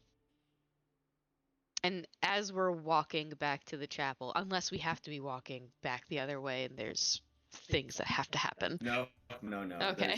There's Then no hidden encounters. I was gonna say, if between there you has guys' to be walk. DM narration for on the way back for things, then that's different. But I think she'd just be staring at them most of the time as they're all walking back. She's probably now taking a little bit more of like a back seat in the pack. But yeah, having the context clues of what I think we're about to go do, and what we just had to get. I think I wouldn't call for you, but I'd tug on your shoulder, Mary. And I don't know if we would stop. You know what? We would stop. So maybe everyone would just kind of keep going forward a little bit. I'm not making this like secretive, but I'm also not very clearly calling everyone else over. And you can tell she looks like she's about to throw up. I think she just looked like she's gonna be sick. And she looks at you and just hasn't really it hasn't left her palm. Like she doesn't put these away. But she would, without really looking you in the eye terribly, would explain everything that she was just thinking of. I know you and I don't really know what to expect, but I think we can infer what Malik is looking for it to happen. Which means, and she's so awkward of like, which means two people are gonna have to get performed a ceremony on. With these rings that are like really pretty, and I'm so glad we found them. And she's starting to like, her hands are getting sweaty. And she's like, I didn't think Mayberry was a romantic, but now this is awkward. He's a romantic. You're being proposed to, Mary. Yeah. Being proposed to. and she would just start rambling and cut herself off and say, I guess I saw this going a very different way at a very different time. and not at all in a decrepit, stinky keep with our lives on the line. But And we're not who listening to else this would? because you guys are like behind us, right? Yeah. Okay, good, because But Remby would definitely have something to say. I'm sure he would. But Cheating Connor. that's when she would look at you and say, "But who else would it have been? Mary, will you marry me?" And she like, Oh my and then she god. like goes like, "Oh shit," and then she like gets down on a knee. Like, I think that's how that works. I don't know, actually, what's supposed to happen? Where did those Is that other how two go? Vistanis propose to each other? Do I have to do a little jig? Like, That's I- racist. yeah, a little. It's okay. It's only going on the internet. Also, Um, Vistani aren't real, so it's fine. Marriage customs in Barovia, I think, vary but follow many of the traditional customs. You know, proposing with wedding bands clearly is a part of this, as we've just found them in the castle. The getting down on one knee or one proposing to the other, sure, is something that people have, can and will do. Vistani marriage customs, I think that it's non-traditional for Vistani to get married. I think it's more declarations of like long-time partnership, and there's celebration surrounding it, as there's celebration and music and festivities surrounding many momentous occasions, but proper marriage in the way that we think of it in like an our worldly sense, like with a ceremony, for example, is not often performed, almost just a celebration and a declaration of partnership. I think you are aware that in say like Barovia village and Valakai, that those peoples do follow like the more traditional worldly, like down on one knee and go to a chapel, etc. And clearly, as you're about to get married in a chapel, or if you're about to get married in a chapel, I think that's where the strange hesitancy from Nazir maybe stems from, because this is not how Vistani do it, but you're now having to seep into the more traditional, cultures of rings and vows and such. But yeah. I think you see her hand shaking a little bit. Gets down on her knee, like, please say yes. I think Mary saw it coming and was like looking at you and giving you all this attention. Because it is.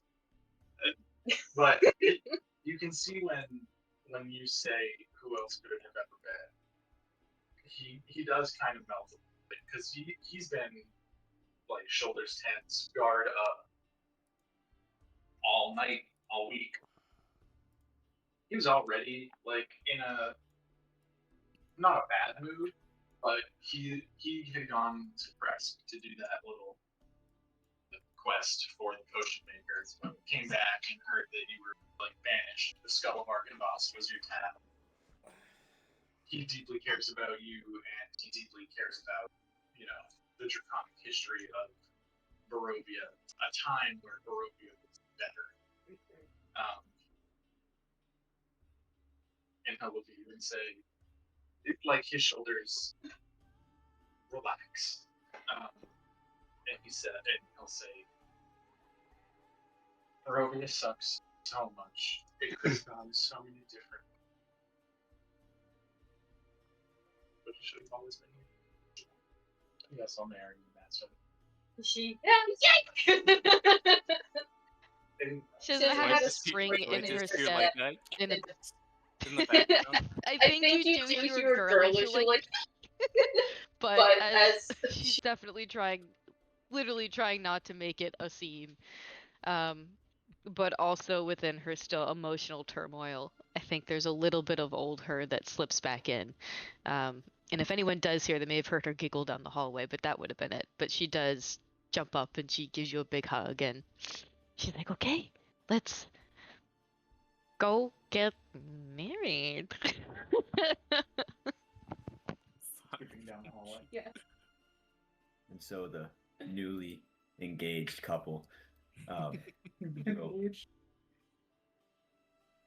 Yes, the record time in Barovia for engaged to married that's about to unfold as finally everyone, I think, makes their way to the chapel.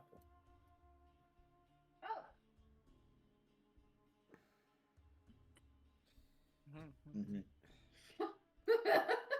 Where have you two been? Oh yeah, as Remby was wandering around the wine storage, I saw him stop at clearly what was another hidden door. So I just decided that he opened it and kept going. Oh no. Yeah. I just Which is wanted- just a door in the east wall leading to a room that you had came from. The very first Okay. room that Cauldron had declared he sensed abjuration on the other side of the wall. And you guys took the long way going all the way around instead of investigating that wall. What? Quick question: where is my small friend? It's your responsibility. I'm right It here. is not my responsibility. I am not his keeper. I am, but I'm not. Wait, how'd you get over there? I went upstairs. The door. Oh my god. Eric, Yes, hello. as I walk around looking for my friend, do I see the thing outside? Where is your token? Northwest. What a crazy thing to Oh. In the second. Yes. So earlier, through our party's use of your character, you used an ability that made these two wraith guards of this gate flee, or at least one of them fled, and the other was defeated. That spell does not last more than a minute, and so now as you meander back, you can see through the window that wraith guard has returned to its post, which you would have been aware of that your spell wasn't going to last more than a minute. So you do see it. Your character already knows of these things, even though you as a player have just joined us. Okay. But it Okay. is back. Guess and, who's back? Back If again. you decided to simply just go back from whence you came, I would not have it trigger combat with you. That is precisely what I'm going to do. Don't want none of this smoke. Not again. And as you wander the entire castle, first floor, looking for Remby, you see him slowly descending the spiral staircase from within the chapel as he had wandered upstairs. And It didn't die. All right. and you all standing there. Brother Merrick regards you all as you return. It is clear to me that the silver bands have been located. Out of curiosity, my newfound friends, where were they stored? They were found in a wine cask, Cambry? Yeah. In a small storage closet, in a few barrel. rooms over. It was hidden by magic, apparently. I am not surprised that such precious things might have been hidden away long ago before this keep fell to ruin. That's fair. But whose they might be, I also cannot say. Regardless, I am... Cannot say, or won't say. What do you mean by that, my pale friend? Is there something that you wish to know? Wow, I'm just curious who they were, and no one seems to be telling me. Who has the rings? Me. Well, bring them forth. I do. I walk forward. And as you present the rings in his stained glass eyes, gaze down upon their inscriptions. What a simple but serene declaration of commitment. The letters V and the letters G, in common nonetheless. There is a pensive look on the face of this spirit, or as pensive as stained glass can look, for a dragonborn especially. I do not think it is my place to share. Is it anyone's place to share? The one bitch who just wants to know everything. I'm nosy, okay? You get Regardless of what purpose these rings might have served for serving you.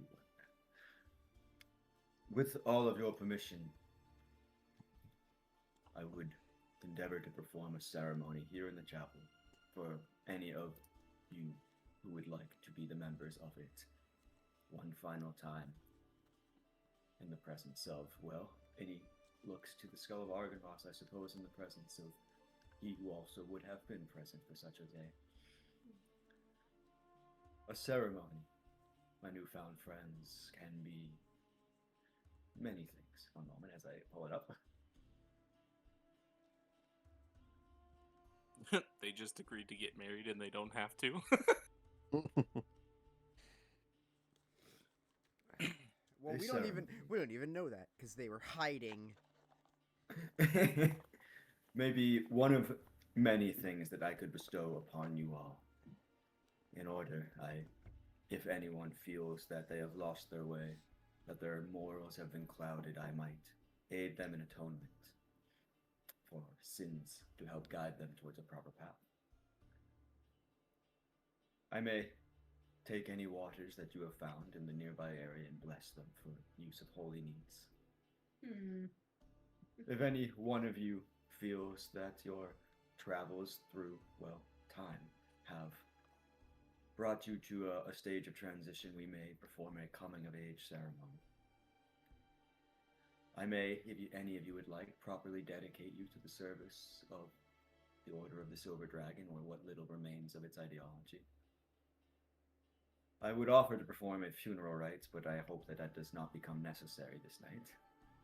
Or, finally, in the most notable of options that I might perform with these components is a wedding between, well, any two of you that might wish to be. And these all, of course, fall not under just the practice and the ritual side of the ceremony, but would bestow some magical effects upon those who choose to participate. For example, everyone above the table, and Calder would know this as a cleric, atonement, I could change somebody's alignment. Bless water, I can give you guys holy water.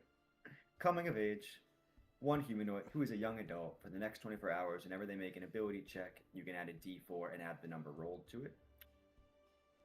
Dedication, you can be dedicated to the service of the Order of the Silver Dragon for the next 24 hours. When you make a save, you add a d4 to the save.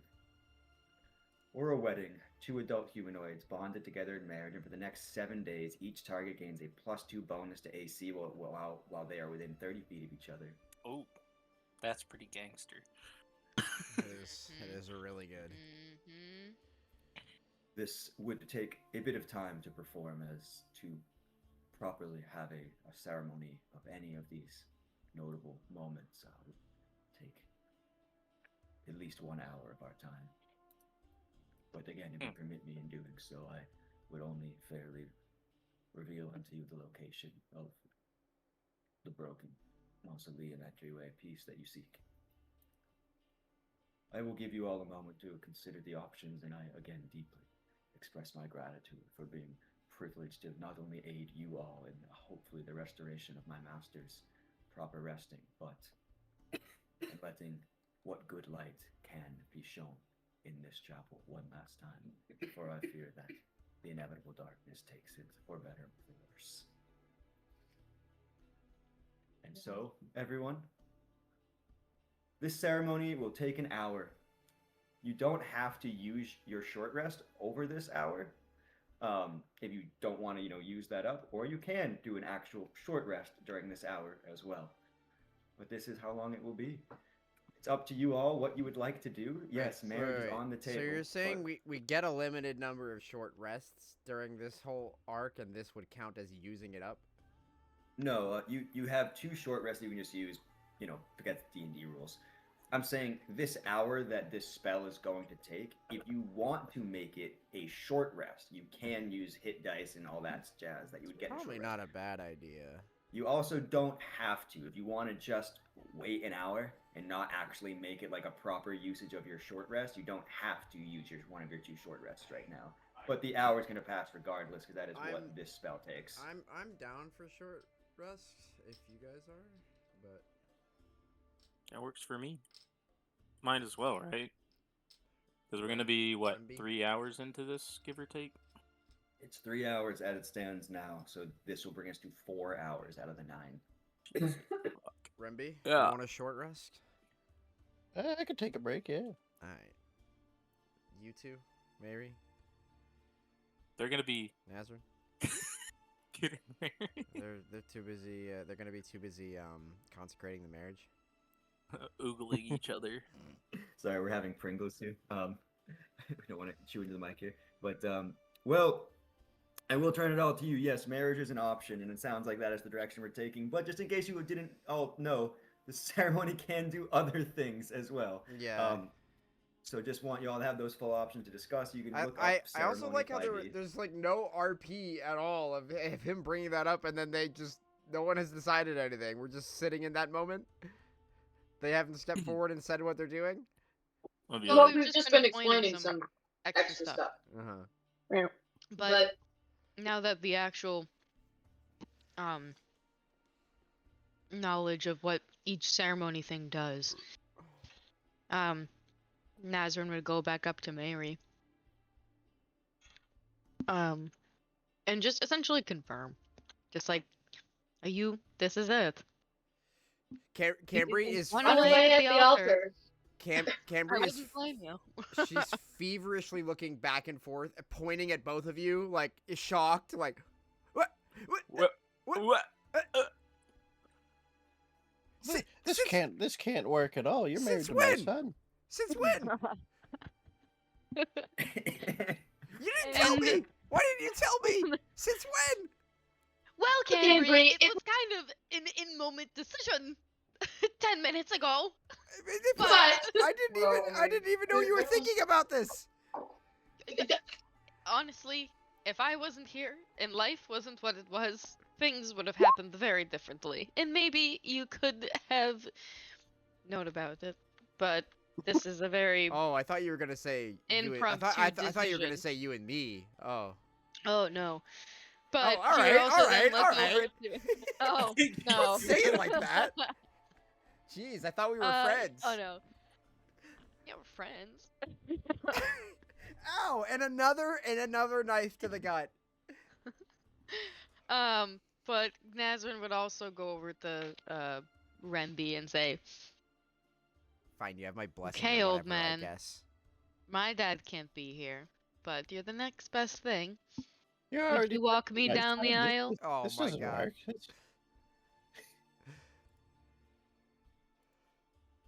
Did you hear her request?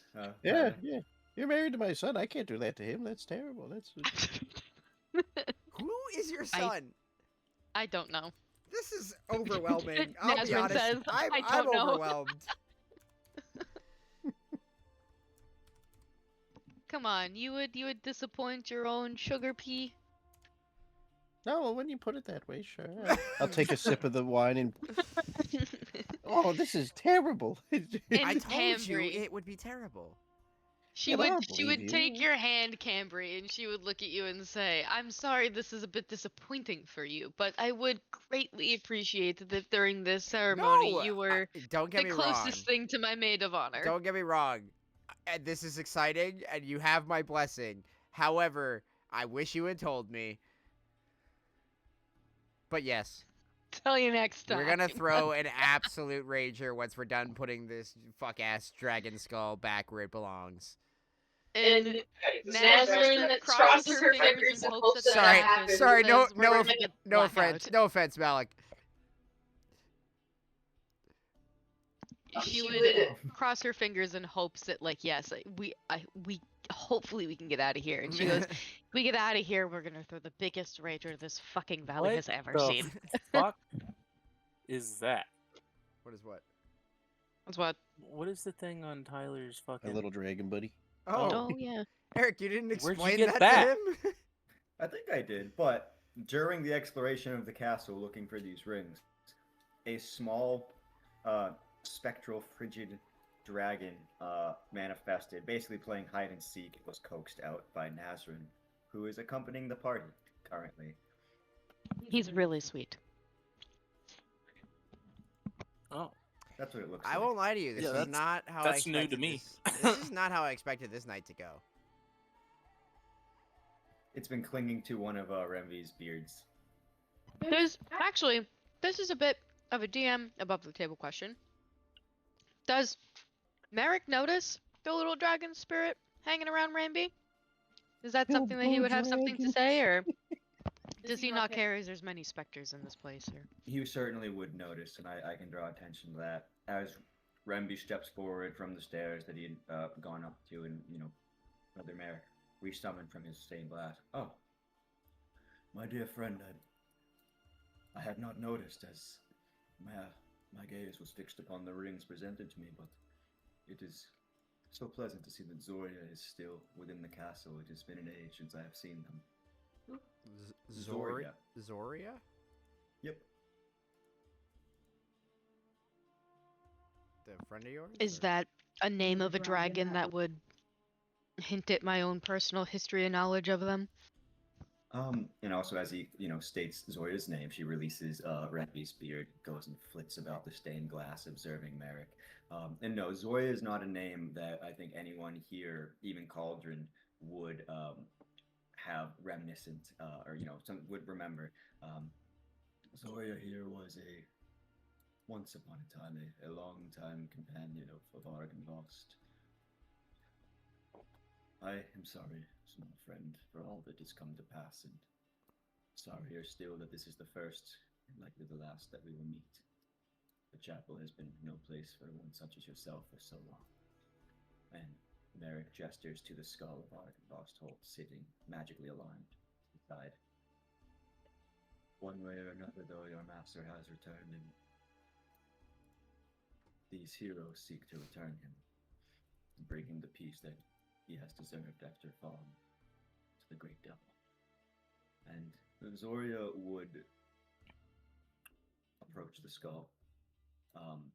You would all feel, even at this distance, a mix of emotions as this creature's emotional telepathy rings out. Grief and mourning, confusion, and it all tinged some level of peace. And Zoria, for the time being, will remain sitting atop, curled up, the skull of Argonvost here, at least for the duration of this ceremony. Though Zoria is not one that can communicate like we all can, heroes, she may be of assistance. She does know this keep, as she has spent a great deal of time in it, and can be beckoned to aid with, well, to those who are proficient in doing so. Like excited to get it going back to his character sheet. Wonderful. Well, it would seem, also, friends, that a decision has been made, and that those two of you from the Vistani tribe wish to perform a marriage ceremony here in the chapel of the Order of the Silver Dragon. A rite I have not performed in far too long, and I'm happy to be able to do once more. It's not typical for Vistani, but our lives have been anything but Typical. I had hoped maybe go on a date or something. Yeah, maybe something by the beach. Just didn't expect it to happen. Well, I always Maybe we'll do that. We'll put a pin in Somnius as a honeymoon spot. And we'll go have so many delicious foods by the beach and we'll party all night. And she would take your hand and look at Merrick and say, but yes, we will continue with the marriage ceremony. I can't believe you guys just decided this today. This is crazy. Yeah, 10 minutes ago. I mean, it's not like it came out of super You're getting nowhere. married? Yeah, keep up, old man. And you're gonna walk me down the aisle, old man. Well, what about my son? That's what. Who is your son? I'm right here, Dad. Well, non-customary as it might be, it is clear that you've already begun to make some decisions as is needed. I shall happily wed the two of you. And it seems that you, my pale friend, will be accompanying Nazrin as her maid of honor. And Remby, I don't quite see the family resemblance that you claim, but if you are this woman's father, then it is your right to present her. Oh, father-in-law, technically. That, of course. And Cauldron, if I recall that you had announced yourself as on our initial greeting, I suppose then, if you would like to participate, that would mean the only role left to be filled is the best man of Mary. Well, I think that's up to him.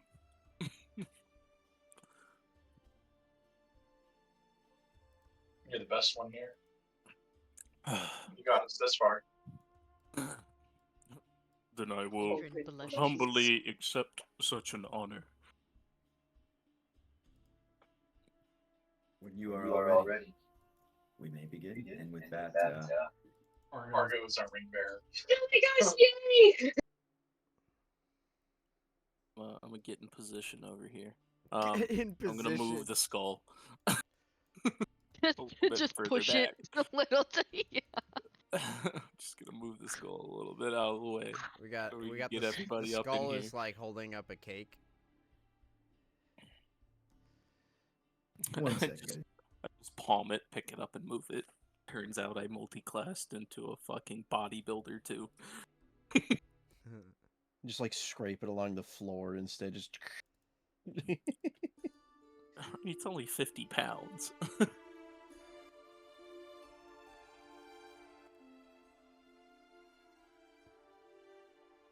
What light can be mustered in this old chapel is as the presence and the casting over this hour by Brother Merrick with these silver rings on the altar before him creates a white and silvery light that encompasses the space that you are in. The colors of the stained glass, despite the dark, foreboding twilight beyond them, begin to radiate as reds, blues, silvers, and greens dance across the long room that you stand in.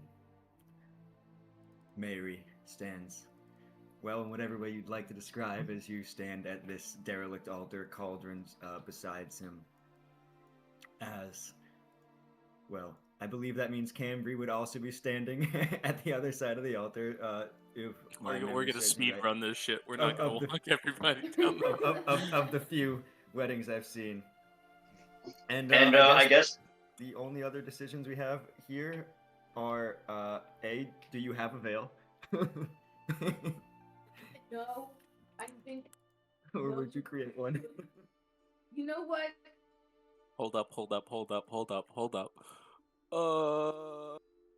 I have?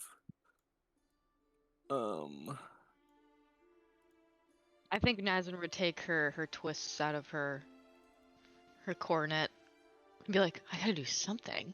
Like, I think the warrior takes a back seat in this moment of this woman's life and is like, wait a fucking second, I'm dirty as shit. And she just like starts to like, she takes her twists out so her hair is down and it still has all the little bangles and everything in it, but like she tries to like make herself presentable and like.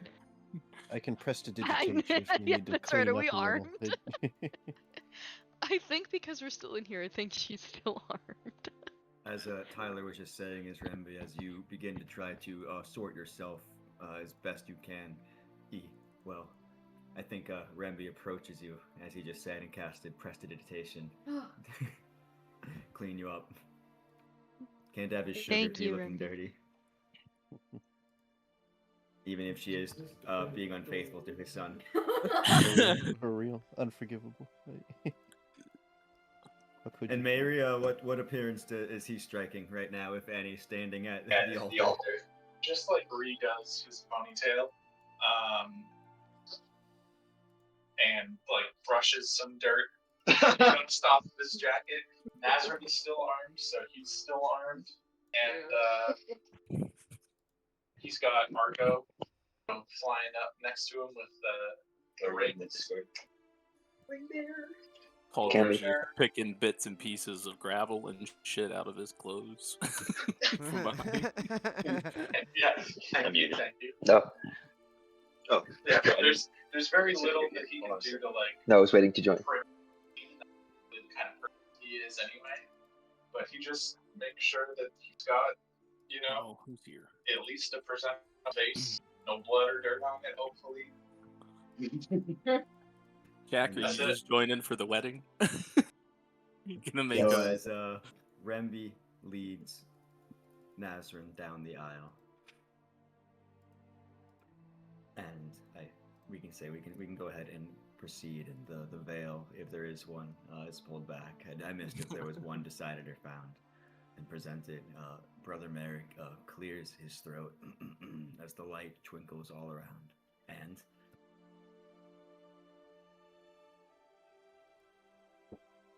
welcome, everyone. It is a blessing to once again stand before you all, to be able to proceed over an honorable ceremony of sacred union. I stand before you, ordained by the Order of the Silver Dragon. We are here today to witness the sacred union of Mayri and Nazrin. This chapel is not what it once was, and I stand before you all and see you battle-scarred. I see you wearing weapons, and I see that this is not the ceremony that many of you may have imagined. But having proceeded over many, I would tell you that they rarely are.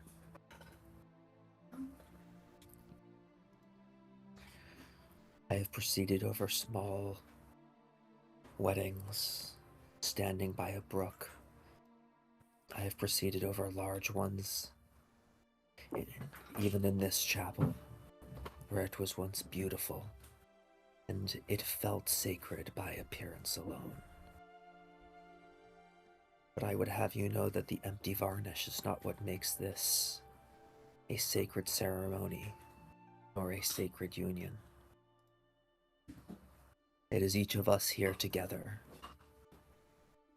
that gives this its power. That this sacred oath of love, of loyalty, and of binding is built more by the people who make it and those here to witness it, and the broken stones of the chapel, and anything else. I hope that in the coming days, this serves as a shield of light against the dark. For today, we all stand, and amidst the battles, amidst the darkness, and amidst the endless light of all things that could be, I will join together these two in the sacred bond of marriage. And with that, he will look to each of them. Say, are there any here? And he looks to the old man, and it is like his eyes glow slightly. Would object to this wedding.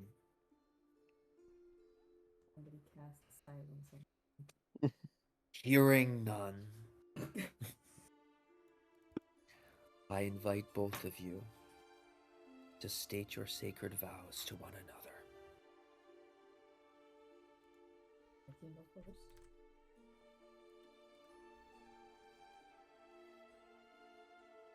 Maybe I do. Mainry, I have known you since we were children. And in that time, I have seen you grow into someone so completely complex and capable and determined.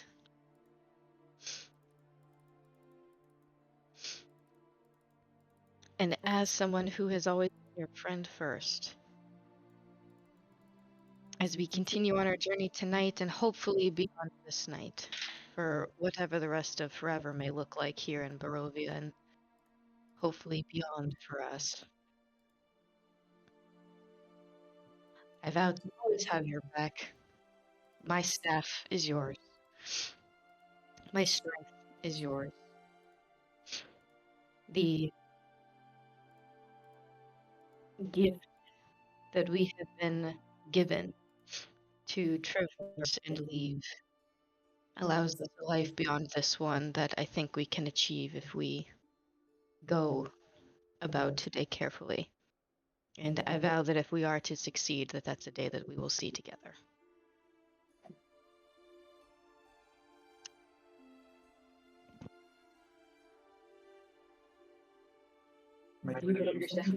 Mary will look back, Nazareth, look up to Merrick,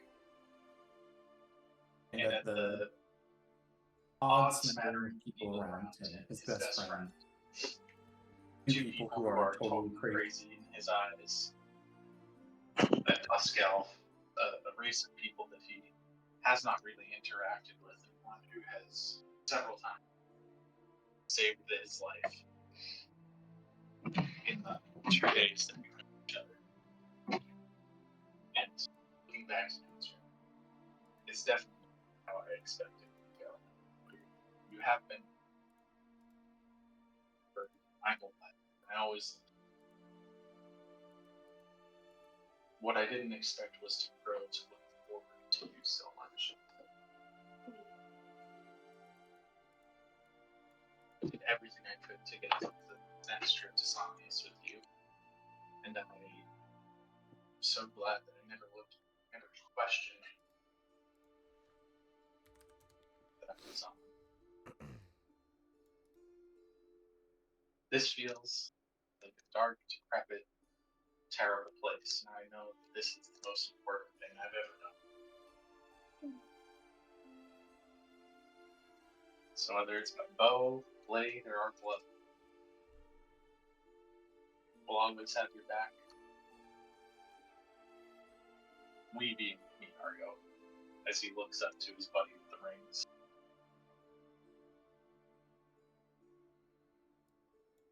Hopefully we'll never have to come. I will look to Merrick, look back to Nazareth, and prepares to give her the ring and say, I vow to always be there. Anyway.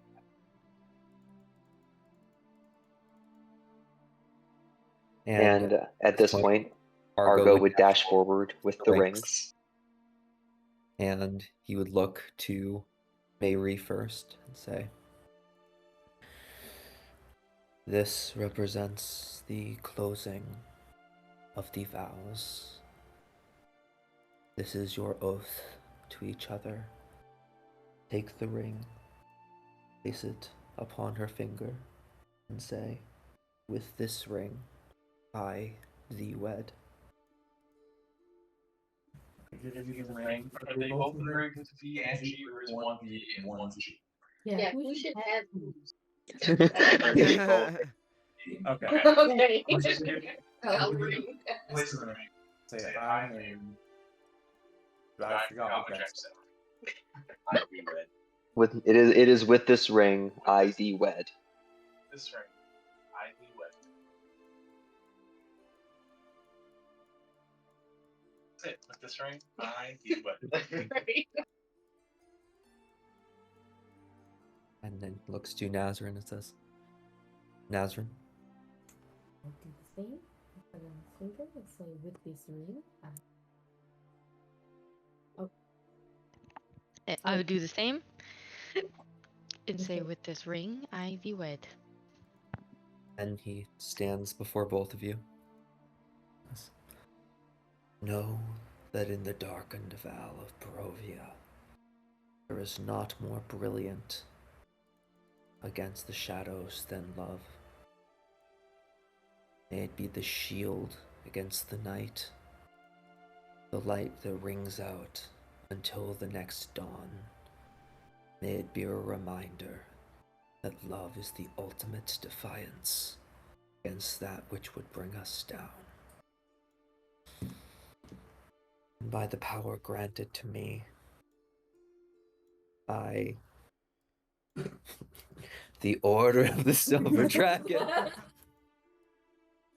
I now pronounce you in sacred union, blessed husband and wife.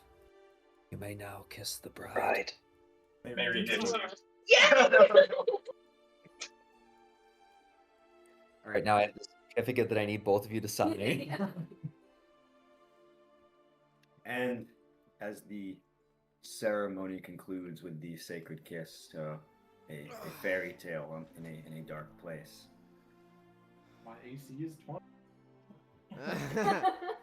A light shines from both of these rings, the catalyst for this long ritual spell, as a light silver sheen covers you both. And so long as you are within 30 feet of each other, yes, you both benefit from +2 AC for the next 7 days. That's the reason we get married in Dungeons and Dragons, is the armor class buff. And Brother Merrick clears his throat.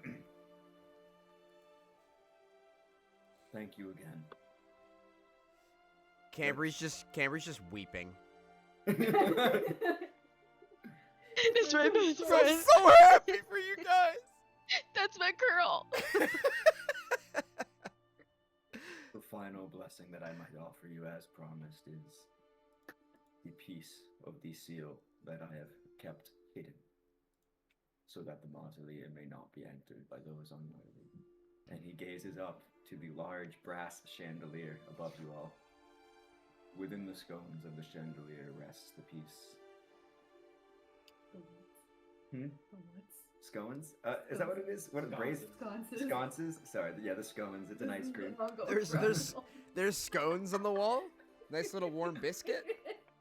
The sconces of the chandelier high above us houses the piece that you seek, and I invite you to take it. And with that, as the light granted by the spell fades in the windows, and the reds and greens and the twinkling colors begin to fade into the all too unfortunate familiar gray, so too slowly does the visage of Brother Merrick. I do not know what awaits for any of us.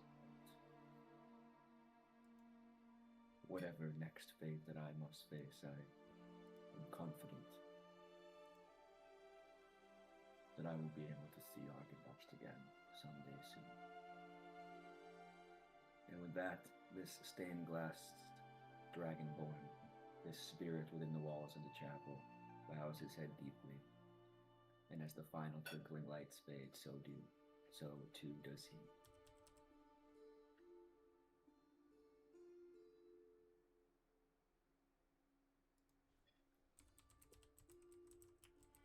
Congratulations. On your wedding. Did it. And for any of you who journey upward, we will discuss what you see on the upper level of this chapel and retrieving the first seal piece, as Remby immediately journeys upward. 1 second. Up! Yippee! Can Argo fly up and grab the steel piece? Argo could also do just that. One moment while I find this.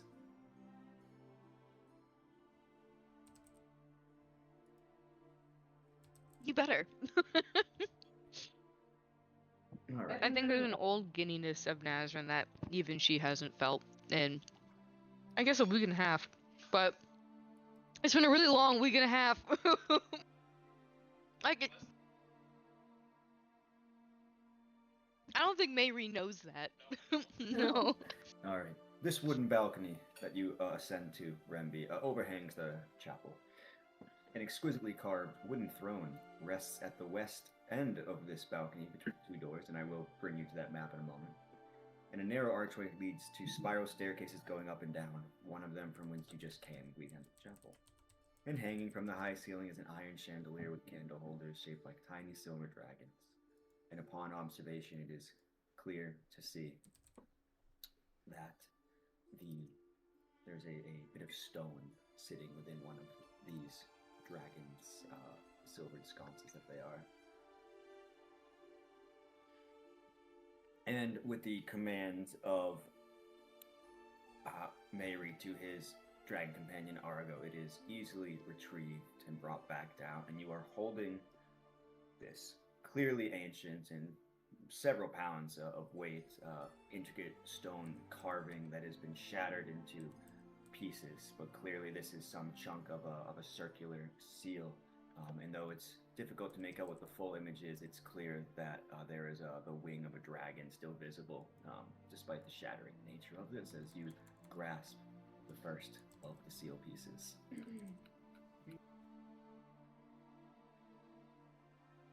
And let me go ahead and just move, I guess, just Remby up to the floor here. 1 second. Oh, were we all going?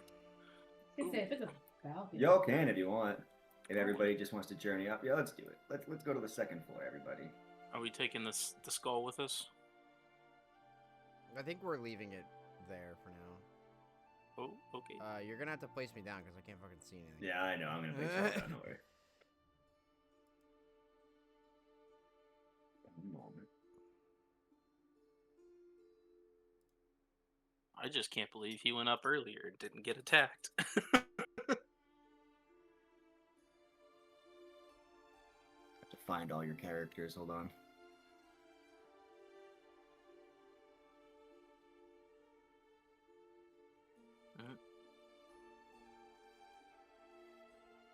I have a folder titled Argonvost PCs. Hold on.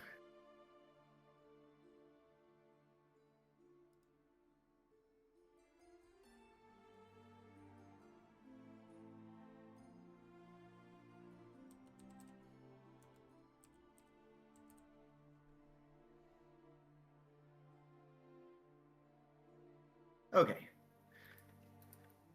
As described, this balcony overlooking the chapel, a throne, wooden, observing all below, and 2 doors that do not need to be locked. Hold on. That lead further on. And yes, the skull is being left in the chapel with an alarm spell placed on it so that you don't have to keep lugging it around and risk damaging it. An alarm that will go off in Mayri's mind if anything tries to interact with it. Alright. The night continues, and even with such a momentous ceremony performed, the evils of this place still must be vanquished and explored. We'll change off the pretty music now. I haven't even heard any music, so... A travesty. I think if Just to not, like, really quick, for my own sake, not to just totally leave it off of, like, okay, we just go upstairs after all that. I know you said Mayri kisses her one more time for good measure. But once we get up the stairs, she would yank your hand again and say, I did mean it. When this night is over, if we get out of here. Oh, shit. Oh, I really shit. want to take some time. And maybe we can get to Somnius soon. And she gives you a really quick kiss on the cheek. Then she pulls you forward because this is where we're going.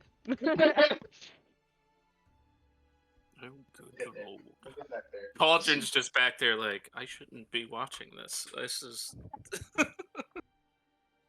Ew. I don't know if anybody here is like totally aware that Mayri and Nazri have been best friends for like their whole lives, or if this feels like really out of the blue, like Vegas wedding. I think Cambry knows that. I think it doesn't matter what Remby knew, knows, or will. And I think Cauldron learned that during the vows.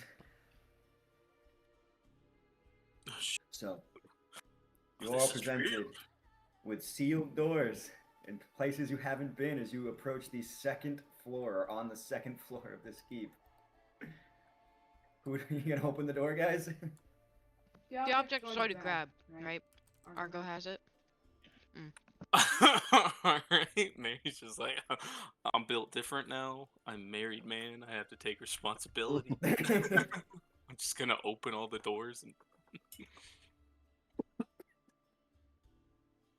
That is right. If you wanted to use your hit dice during that hour, because it sounds like a proper short rest was elected to be used, you can. If you didn't want to use your hit dice and you didn't want that to be, that's fine. But, well, no, I think that once the party says we're short resting, the party has to. And other people did, so if you didn't use hit dice to heal, go ahead and try to use them if you'd like.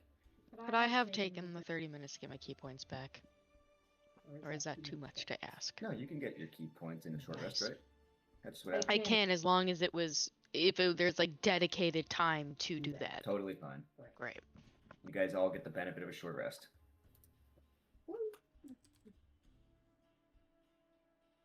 Well, as Mary opens the door to this next room, let's see.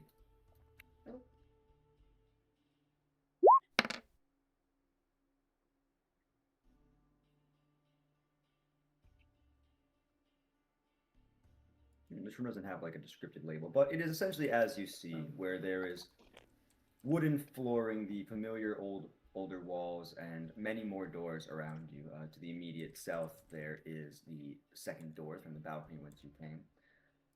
I'll lean my head back out and say both doors go to the same room.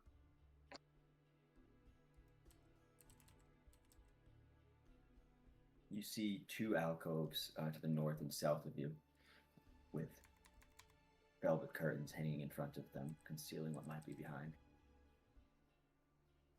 And similarly, two more doors, as again you can clearly see against the walls directly across from you.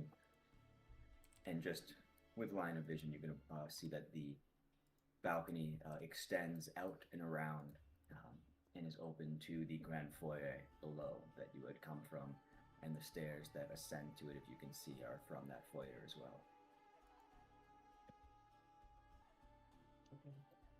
There are many doors in several directions that you all may take as the quest for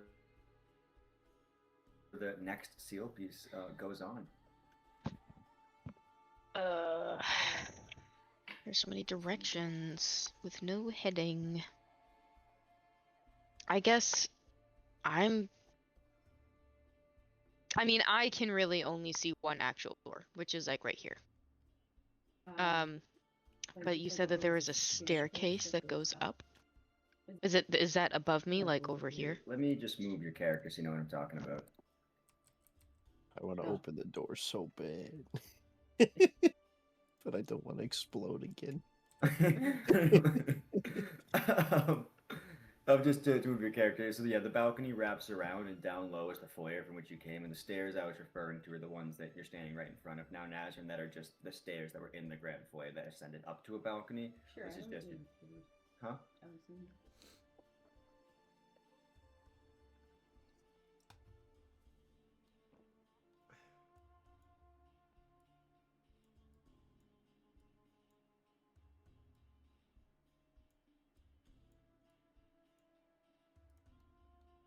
I think this floor doesn't have any lighting. How can you guys see? Okay. Yeah.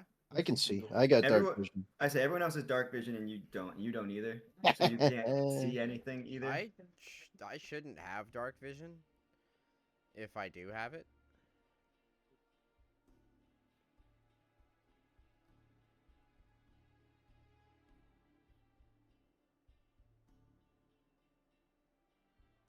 I say that's the thing. Like you guys should be able to see down there. I don't know why you can't when you're standing there.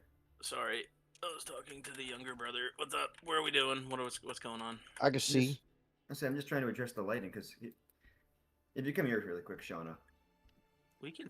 It's blurry, but you can see. Yeah, but you just like here without. It's like we're above. See, yeah. Like down below. Yeah. Like that's what it says you can see when I click on you to see. Like I have. Yeah, we can see it. It's just blurry. That's implying that it's below because we're above. Yeah. And then there's stairs all the way down here, right? Like, yeah, I can see. I have dark vision though, so. No, I know, but like. Wait a minute. You're good? Okay, we're fine now. Sorry, just some vision adjustments with tokens. It's the other part of making maps like this. All right. Several doors, the balconies that wrap around that have more staircases, hallways that lead off of all of them, even in just some quick walking around as everyone's hesitant to truly open doors. You guys have obviously skidded around the grid here to kind of see all your options, and as I always say, the floor is all of yours for what direction you would like to proceed in.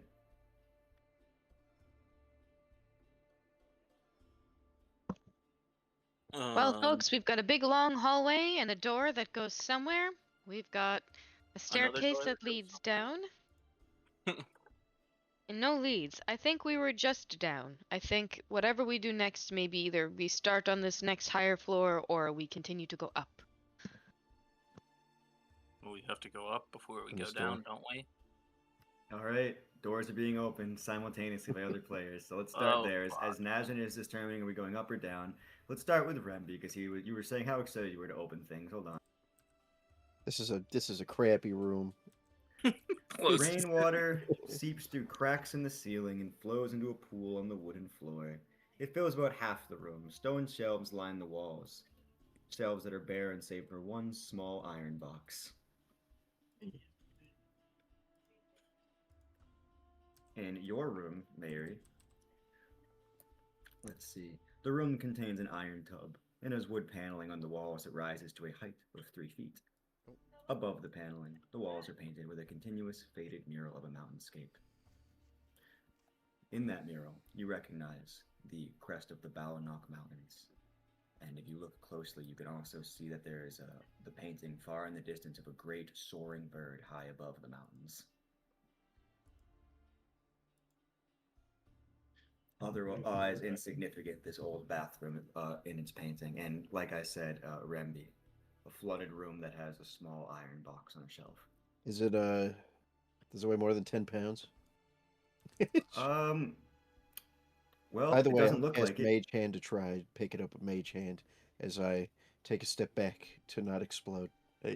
As the mage hand tries to pull on this box that certainly looks like it should be movable, the box itself kind of like shuffles like a few inches forward and then can't be pulled any further.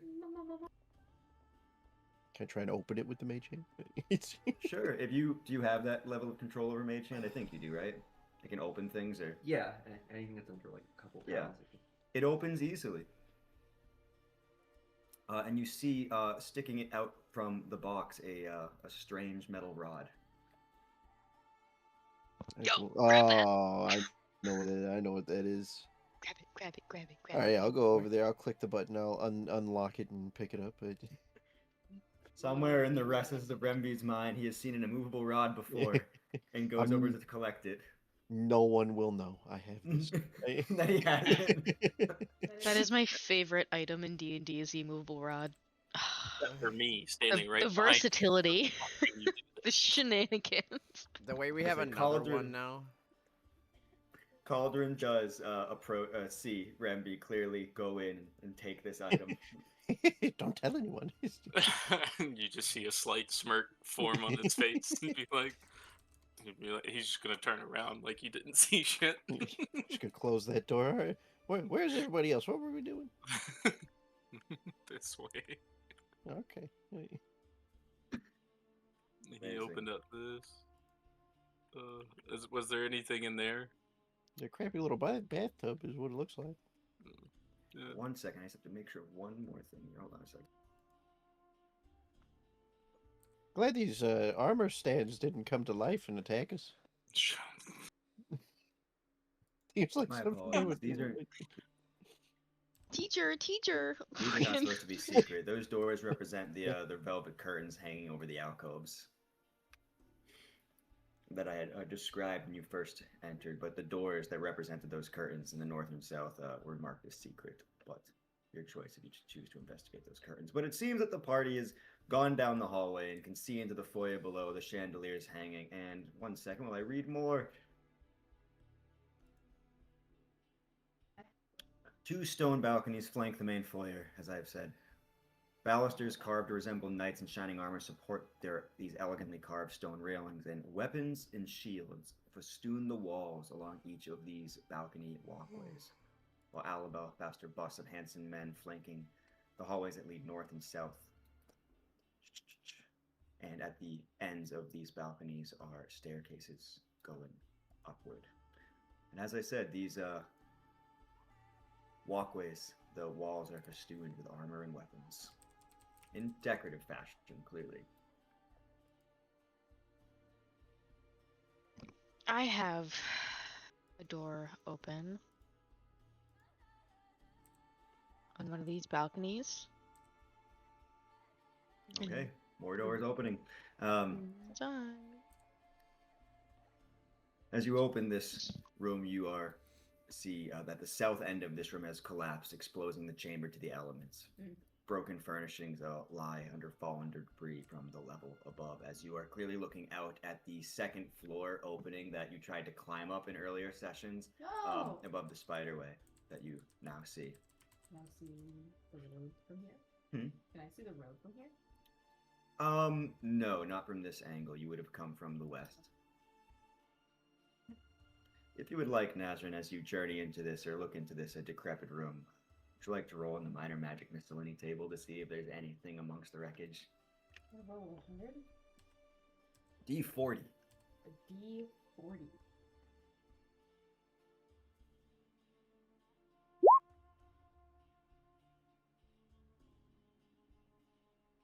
Wow.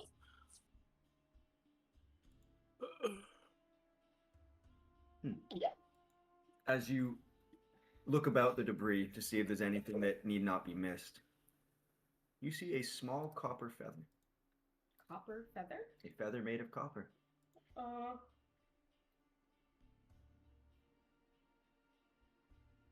Is there Oh, it sits gingerly on the ground amongst other. Like it's a like made of metal. Oh. I thought you meant like colored feather. And then a griffin comes out of nowhere and scoops her up. Is And like whisks anything her above me? away. All right, cool. I thought it was just the color. All right. If it's not too far in, I can make a perception check to go in, but I'd like to go just pick it up and then walk right back out. You so easily gazing down at the bodies of spiders out below that you've slain earlier. Perhaps if you had entered through the front door and come up to this area, those spiders might have climbed up and assailed you and tried to drag you all off with webs, but currently this broken room is simply a broken room. Dangers already dealt with at a different time, and a small feather, clearly of some magical property found, but, well, you don't know what it does. Okay.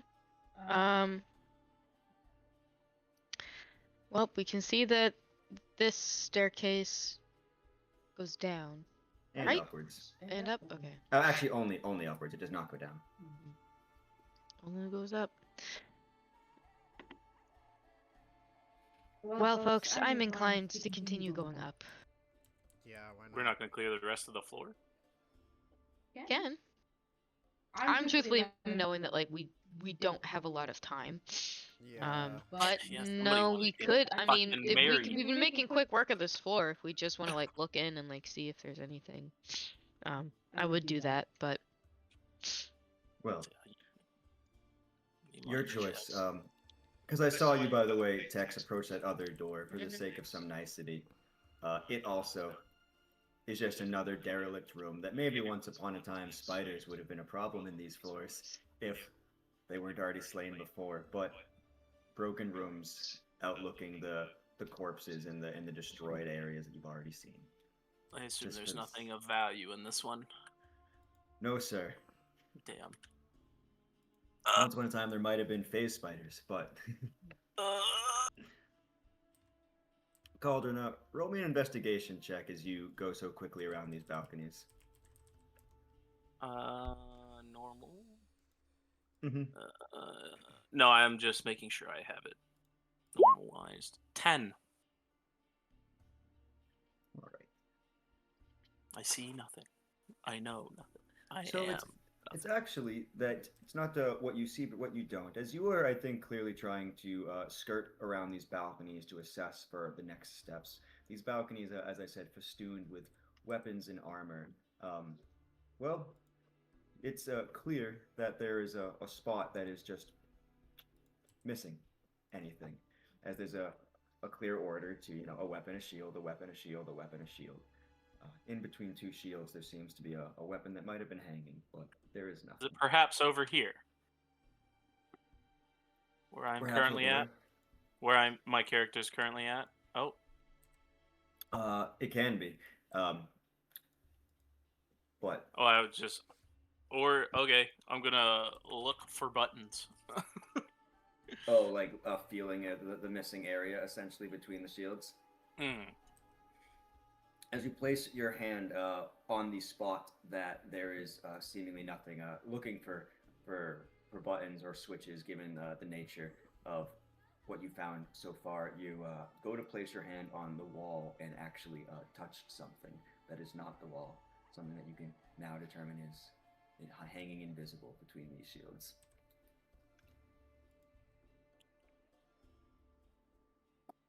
What is it? Is it a creature by chance? It doesn't feel like one.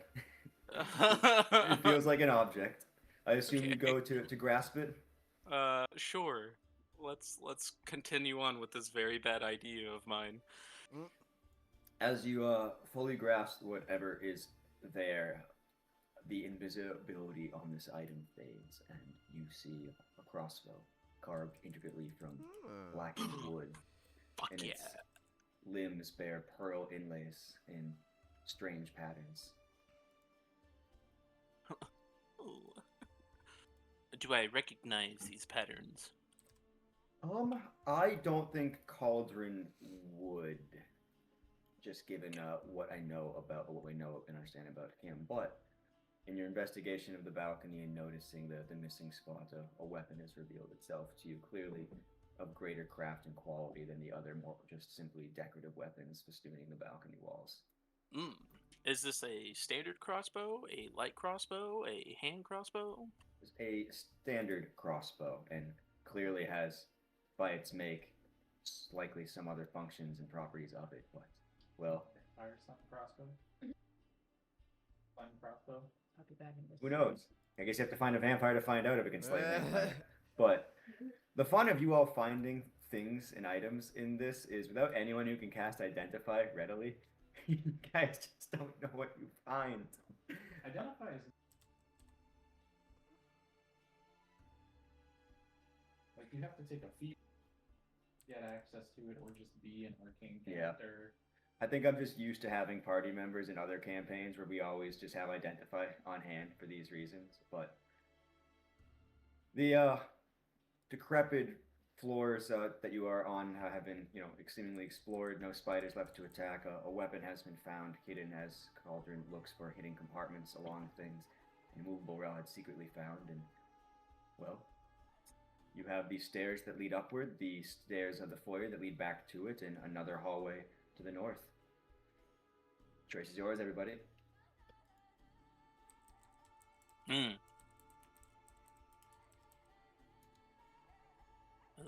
everybody die? Or are they speaking? Sorry, outside? Shauna went to the bathroom. She can hear, but... Up. Up You we wanna go. Yeah, why not? I mean, we can always hit it on the way back down. The loot goblin in me requires... Oh.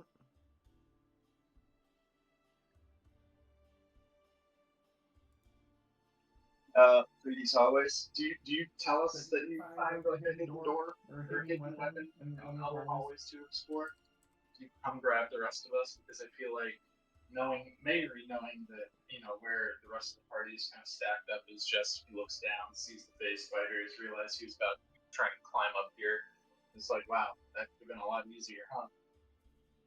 Anything more interesting on the other side, Paul? I found a crossbow. Nice, good shit.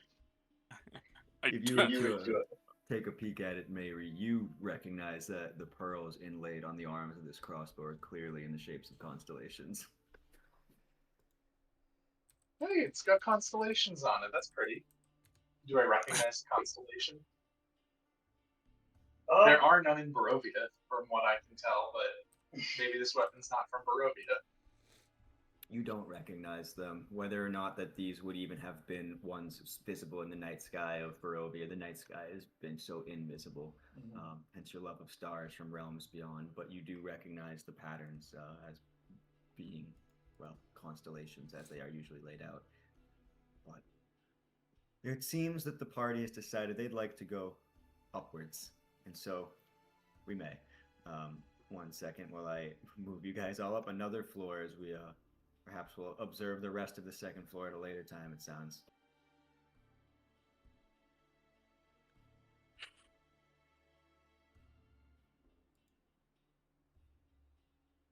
What's gonna work? Teamwork. All right, everyone.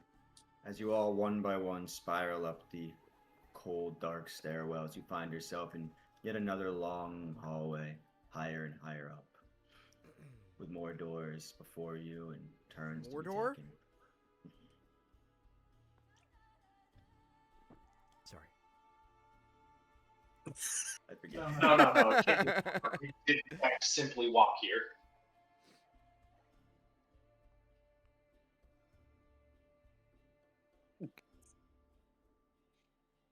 All right. What? Hold on. For the sake of not just moving your tokens all around and then see everything, we will have to return a little bit to just like the turn-by-turn movement style. We're also slowly getting into the time that we'll be halting anyway. I understand everyone's hesitancy to barrel forward out of fear, having gotten all your health freshly back, but you can just look at one thing too.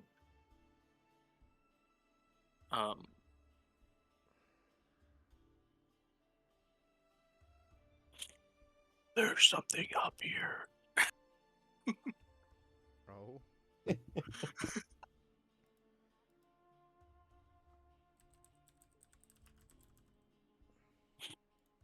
Can we make a stealth check potentially, or can maybe peek around a corner, barbershop quartet style? I mean, I've got pretty gangster stealth, so I could do that. 1 second, I have to adjust something. Hold on. I think my roll 20 is freezing. Yeah, it definitely froze. Hold on, I have to reload this.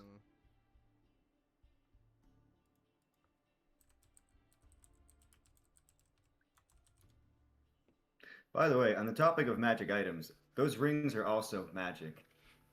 Not that anyone knows what they do, but yeah. This is the most fun. The only way you know what it does is by figuring it out. Yeah, just using things.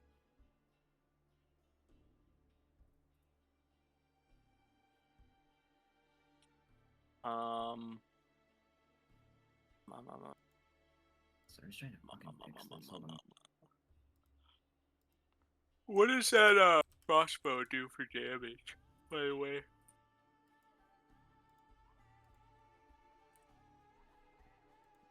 You won't know. It's not identified. It's a standard crossbow. I'll at least give you that it is a +1 crossbow as well, with magical properties to it. So if you just look up crossbow D&D, you can find that. I just gotta fucking fix this.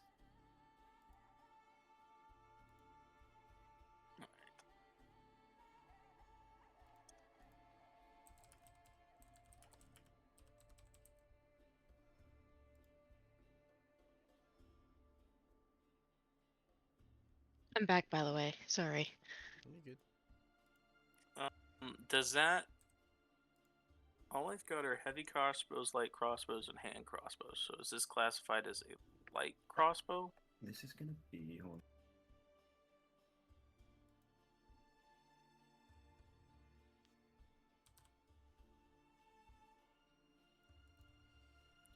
on. This is a heavy crossbow. All right. I fixed what I need to fix. The path laid out before you as you approach, there is a hallway to the north and south, both with intense amounts of rubble that have fallen away as the areas above you are even more decrepit than the areas below, and chunks of ceiling have just fallen forth. The immediate corner that you... Second, I read more.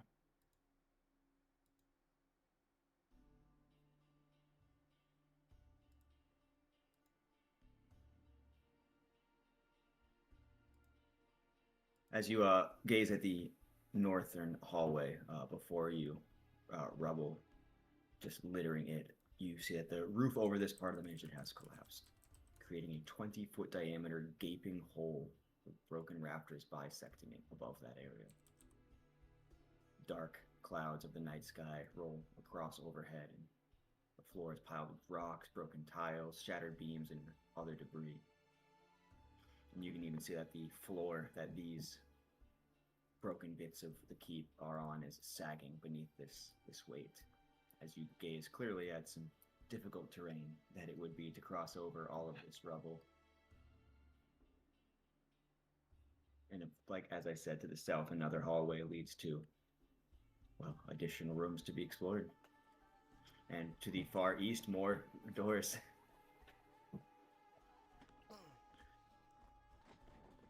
Well, everybody, we're gonna pause right there as you are going over the rubble. I'm just trying to get an idea of what you're looking for as I actually move around. I think clearly, as several players are approaching the rubble, trying to find ways around it, and now I think Cauldron, Nazrin, and Mary have seen what lies to the left of this pile of rubble. All right. Well, then I suppose as you face the rubble, that would take some climbing through. Your guys' call. Which direction you proceed?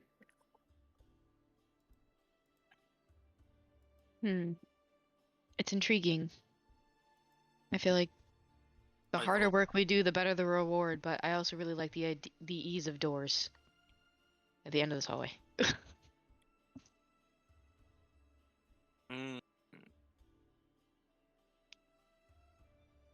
You see anything? Mary? You see anything? By chance? Why is it back? Something. Henry, Cauldron, do you see anything? As you try to poke around and clamber over the rubble, you're trying to do so with caution. Roll me a stealth check. Stealth check. Hell yeah. Because I get this shit an advantage. Boom. Oh, I'm not wearing heavy armor. What the fuck? Oh, you are certainly wearing heavy armor. Scale mail's heavy? Mm-hmm. It imposes disadvantage on stealth checks. So I get to roll at normal? I don't think we're making that. Either way, rolling it, and yes, it does impose it. Either way, the 8 is still the number. And then what did you get, Mary? 22. Despite the dexterous nature of which you clamber over the rubble, Cauldron, for a second time this session, stumbles his way in heavy armor through the area. And though you are able to both advance and see into the room, I'll tell you what you see and then what happens. Oh boy. I knew it. Naz would be following you, Mary. She doesn't want to be out of your orbit.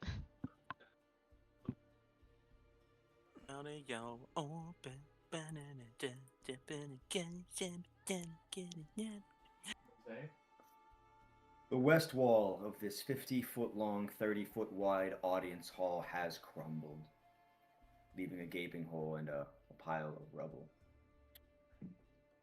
Weapons and shields that once hung from the walls have fallen to the floor and succumbed to rust, and a large wooden throne carved to resemble a dragon with unfolding wings faces 3 tall windows to the west. Though you cannot see clearly through this chair, you can see resting on the arms 2 gaunt, armored hands, one gripping a large greatsword. And as the stumbling of Cauldron can be heard echoing throughout this chamber, the hand wielding this massive, curved, serrated, darkened blade grips it tightly. And you hear, if you have... Sorry. Is that Yoda? It's been so long since he's had to speak, it's a little hard.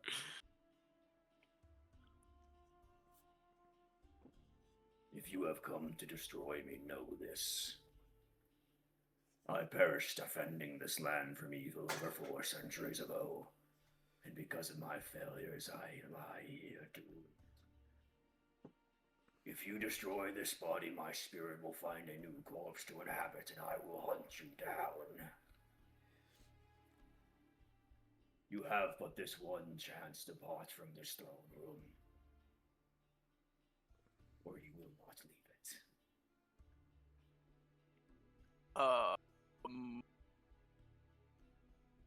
I'm gonna look at everybody and be like, Do we have any idea who this might be?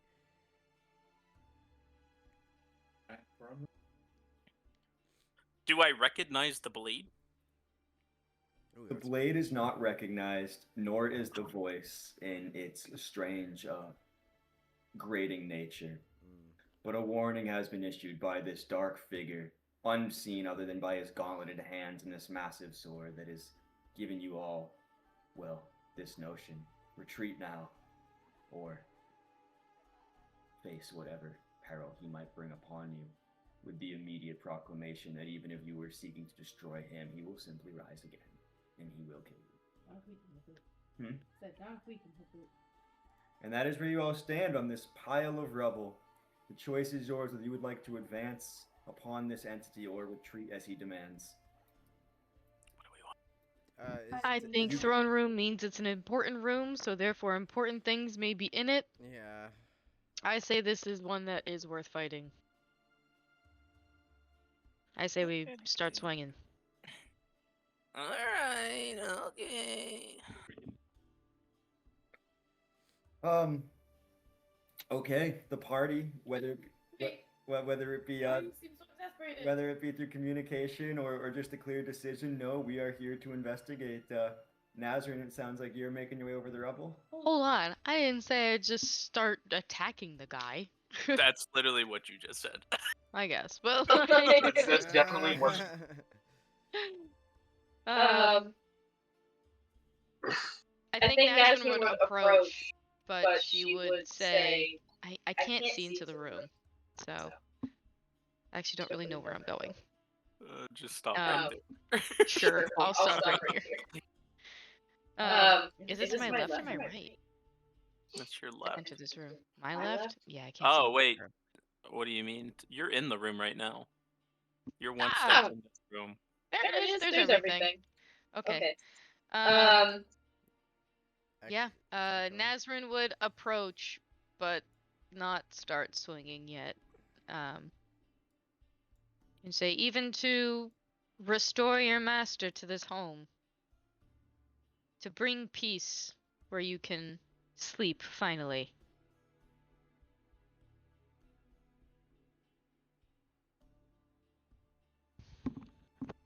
As you dismiss... I'm not in the room. I'm at the room. I understand. As you dismiss, though, the threat laid forth by this clear undead knight, and step brazenly into the room, the figure rises from the wooden throne, towering some 6.5 feet, if not more, and steps out from behind it. Now do I recognize him? And Cauldron, you of course recognize the visage of Vladimir Horngard. No. Right, it is Vlad. It is Vlad. Vlad. That's who the V is. Commander of the Order of Silver Dragon, in all states that has been the wraith that you were clearly warned by Godfrey upon entering, that to approach him, to challenge him, would also result in his inevitable return, as he is cursed to do so. Well, it's a good thing we got that fucking juice with us. Yeah. And as he stares you down at the comments of restoration, whether or not your claims are true or false, any restoration brought to this keep or attempt at such a petty thing is the last that this land deserves. For any restoration of my master would bring us one step closer to the freeing or destruction of the Devil Strahd, a reality that I refuse to see brought to light.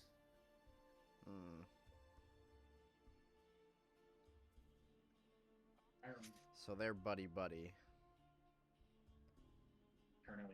Not quite buddy. If you might recall, again from your conversation with Godfrey, and as Mike just said, which I'll actually let you, Mike, if you would like to remind of conversations past had.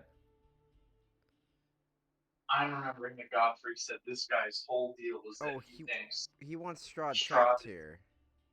Yeah, Strahd is also like suffering and trapped here. So this guy's not.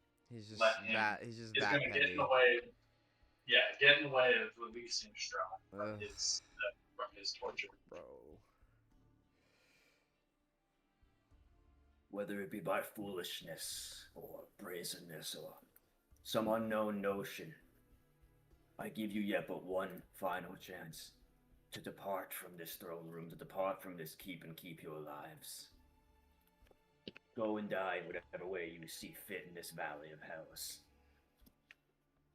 For you cannot slay me, and you will fall like all many others have who have attempted to raid this keep or bring any level of light back to this valley. The devil will remain in the darkness of his making for all eternity, by my will and the will of my knights that still follow me. The knights that still follow you had lives once, as did you. Your vindictiveness against the devil holds you all here for eternity. You punish them. Not to mention everyone else. Would you do that for your pettiness against one man who could be brought down? Well, did you not love them? Your men? Would you not still try to do the best you can for them and their souls? Make such decrees. Roll me persuasion. I'm not gonna lie. I was kind of expecting if we encountered this guy, it was gonna be just an immediate fight.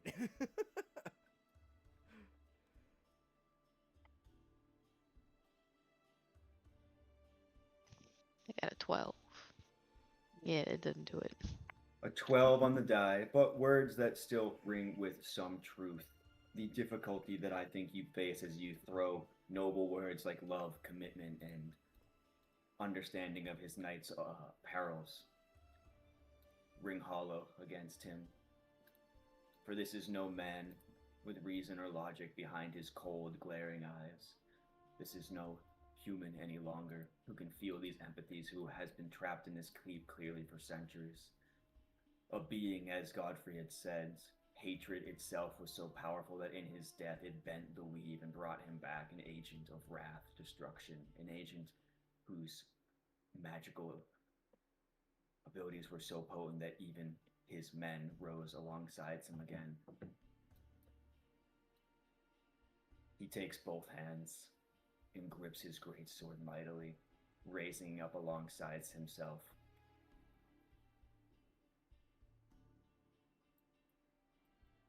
Let it be known that I gave you warning not once but twice, intruder. And next time, everybody, we are going to roll initiative. I'm wandering away. Oh my god. Nobody noticed. It was great. Well, everyone, I didn't expect you guys to encounter Vladimir at this point. I thought that you would, explore one whole floor before proceeding up to the next one, but the decisions were made, and here we are, staring down Vladimir Horngard, or commander of the Order of the Silver Dragon, someone who, despite the outcries by the party, thoughts of love, compassion, or otherwise cannot ring against his ears. At least not with a 12 persuasion, unfortunately. But that is how the dice roll and the stories that we will tell. And now the party's standing amongst this rubble, most of them. Will face whatever wrath that Vladimir Horngard has for you all. And so, everybody, I think that is an exceptional stopping point for this session. And you guys continue to do things out of order that I expected you to do, to be honest with you. But here we are, and I guess you guys are all fully short-rested. So what better time to face the boss of, or one of them, within this castle, this keep. All right. Thank you, everybody. Oh, I had a good time, and now we're gonna do best part of playing, which is picking when we're next gonna play. Well, at the moment it seems that these Sunday mornings are okay for us because I forget our Saturday is not really convenient anymore. I think what there is am I correct in that or I can do Saturdays. It's just I have to be done by noon. yeah, so that would be an ungodly early awakening for some of our friends who work much later and then stay up late. So I think still struggle to get up on time. I was gonna say I thank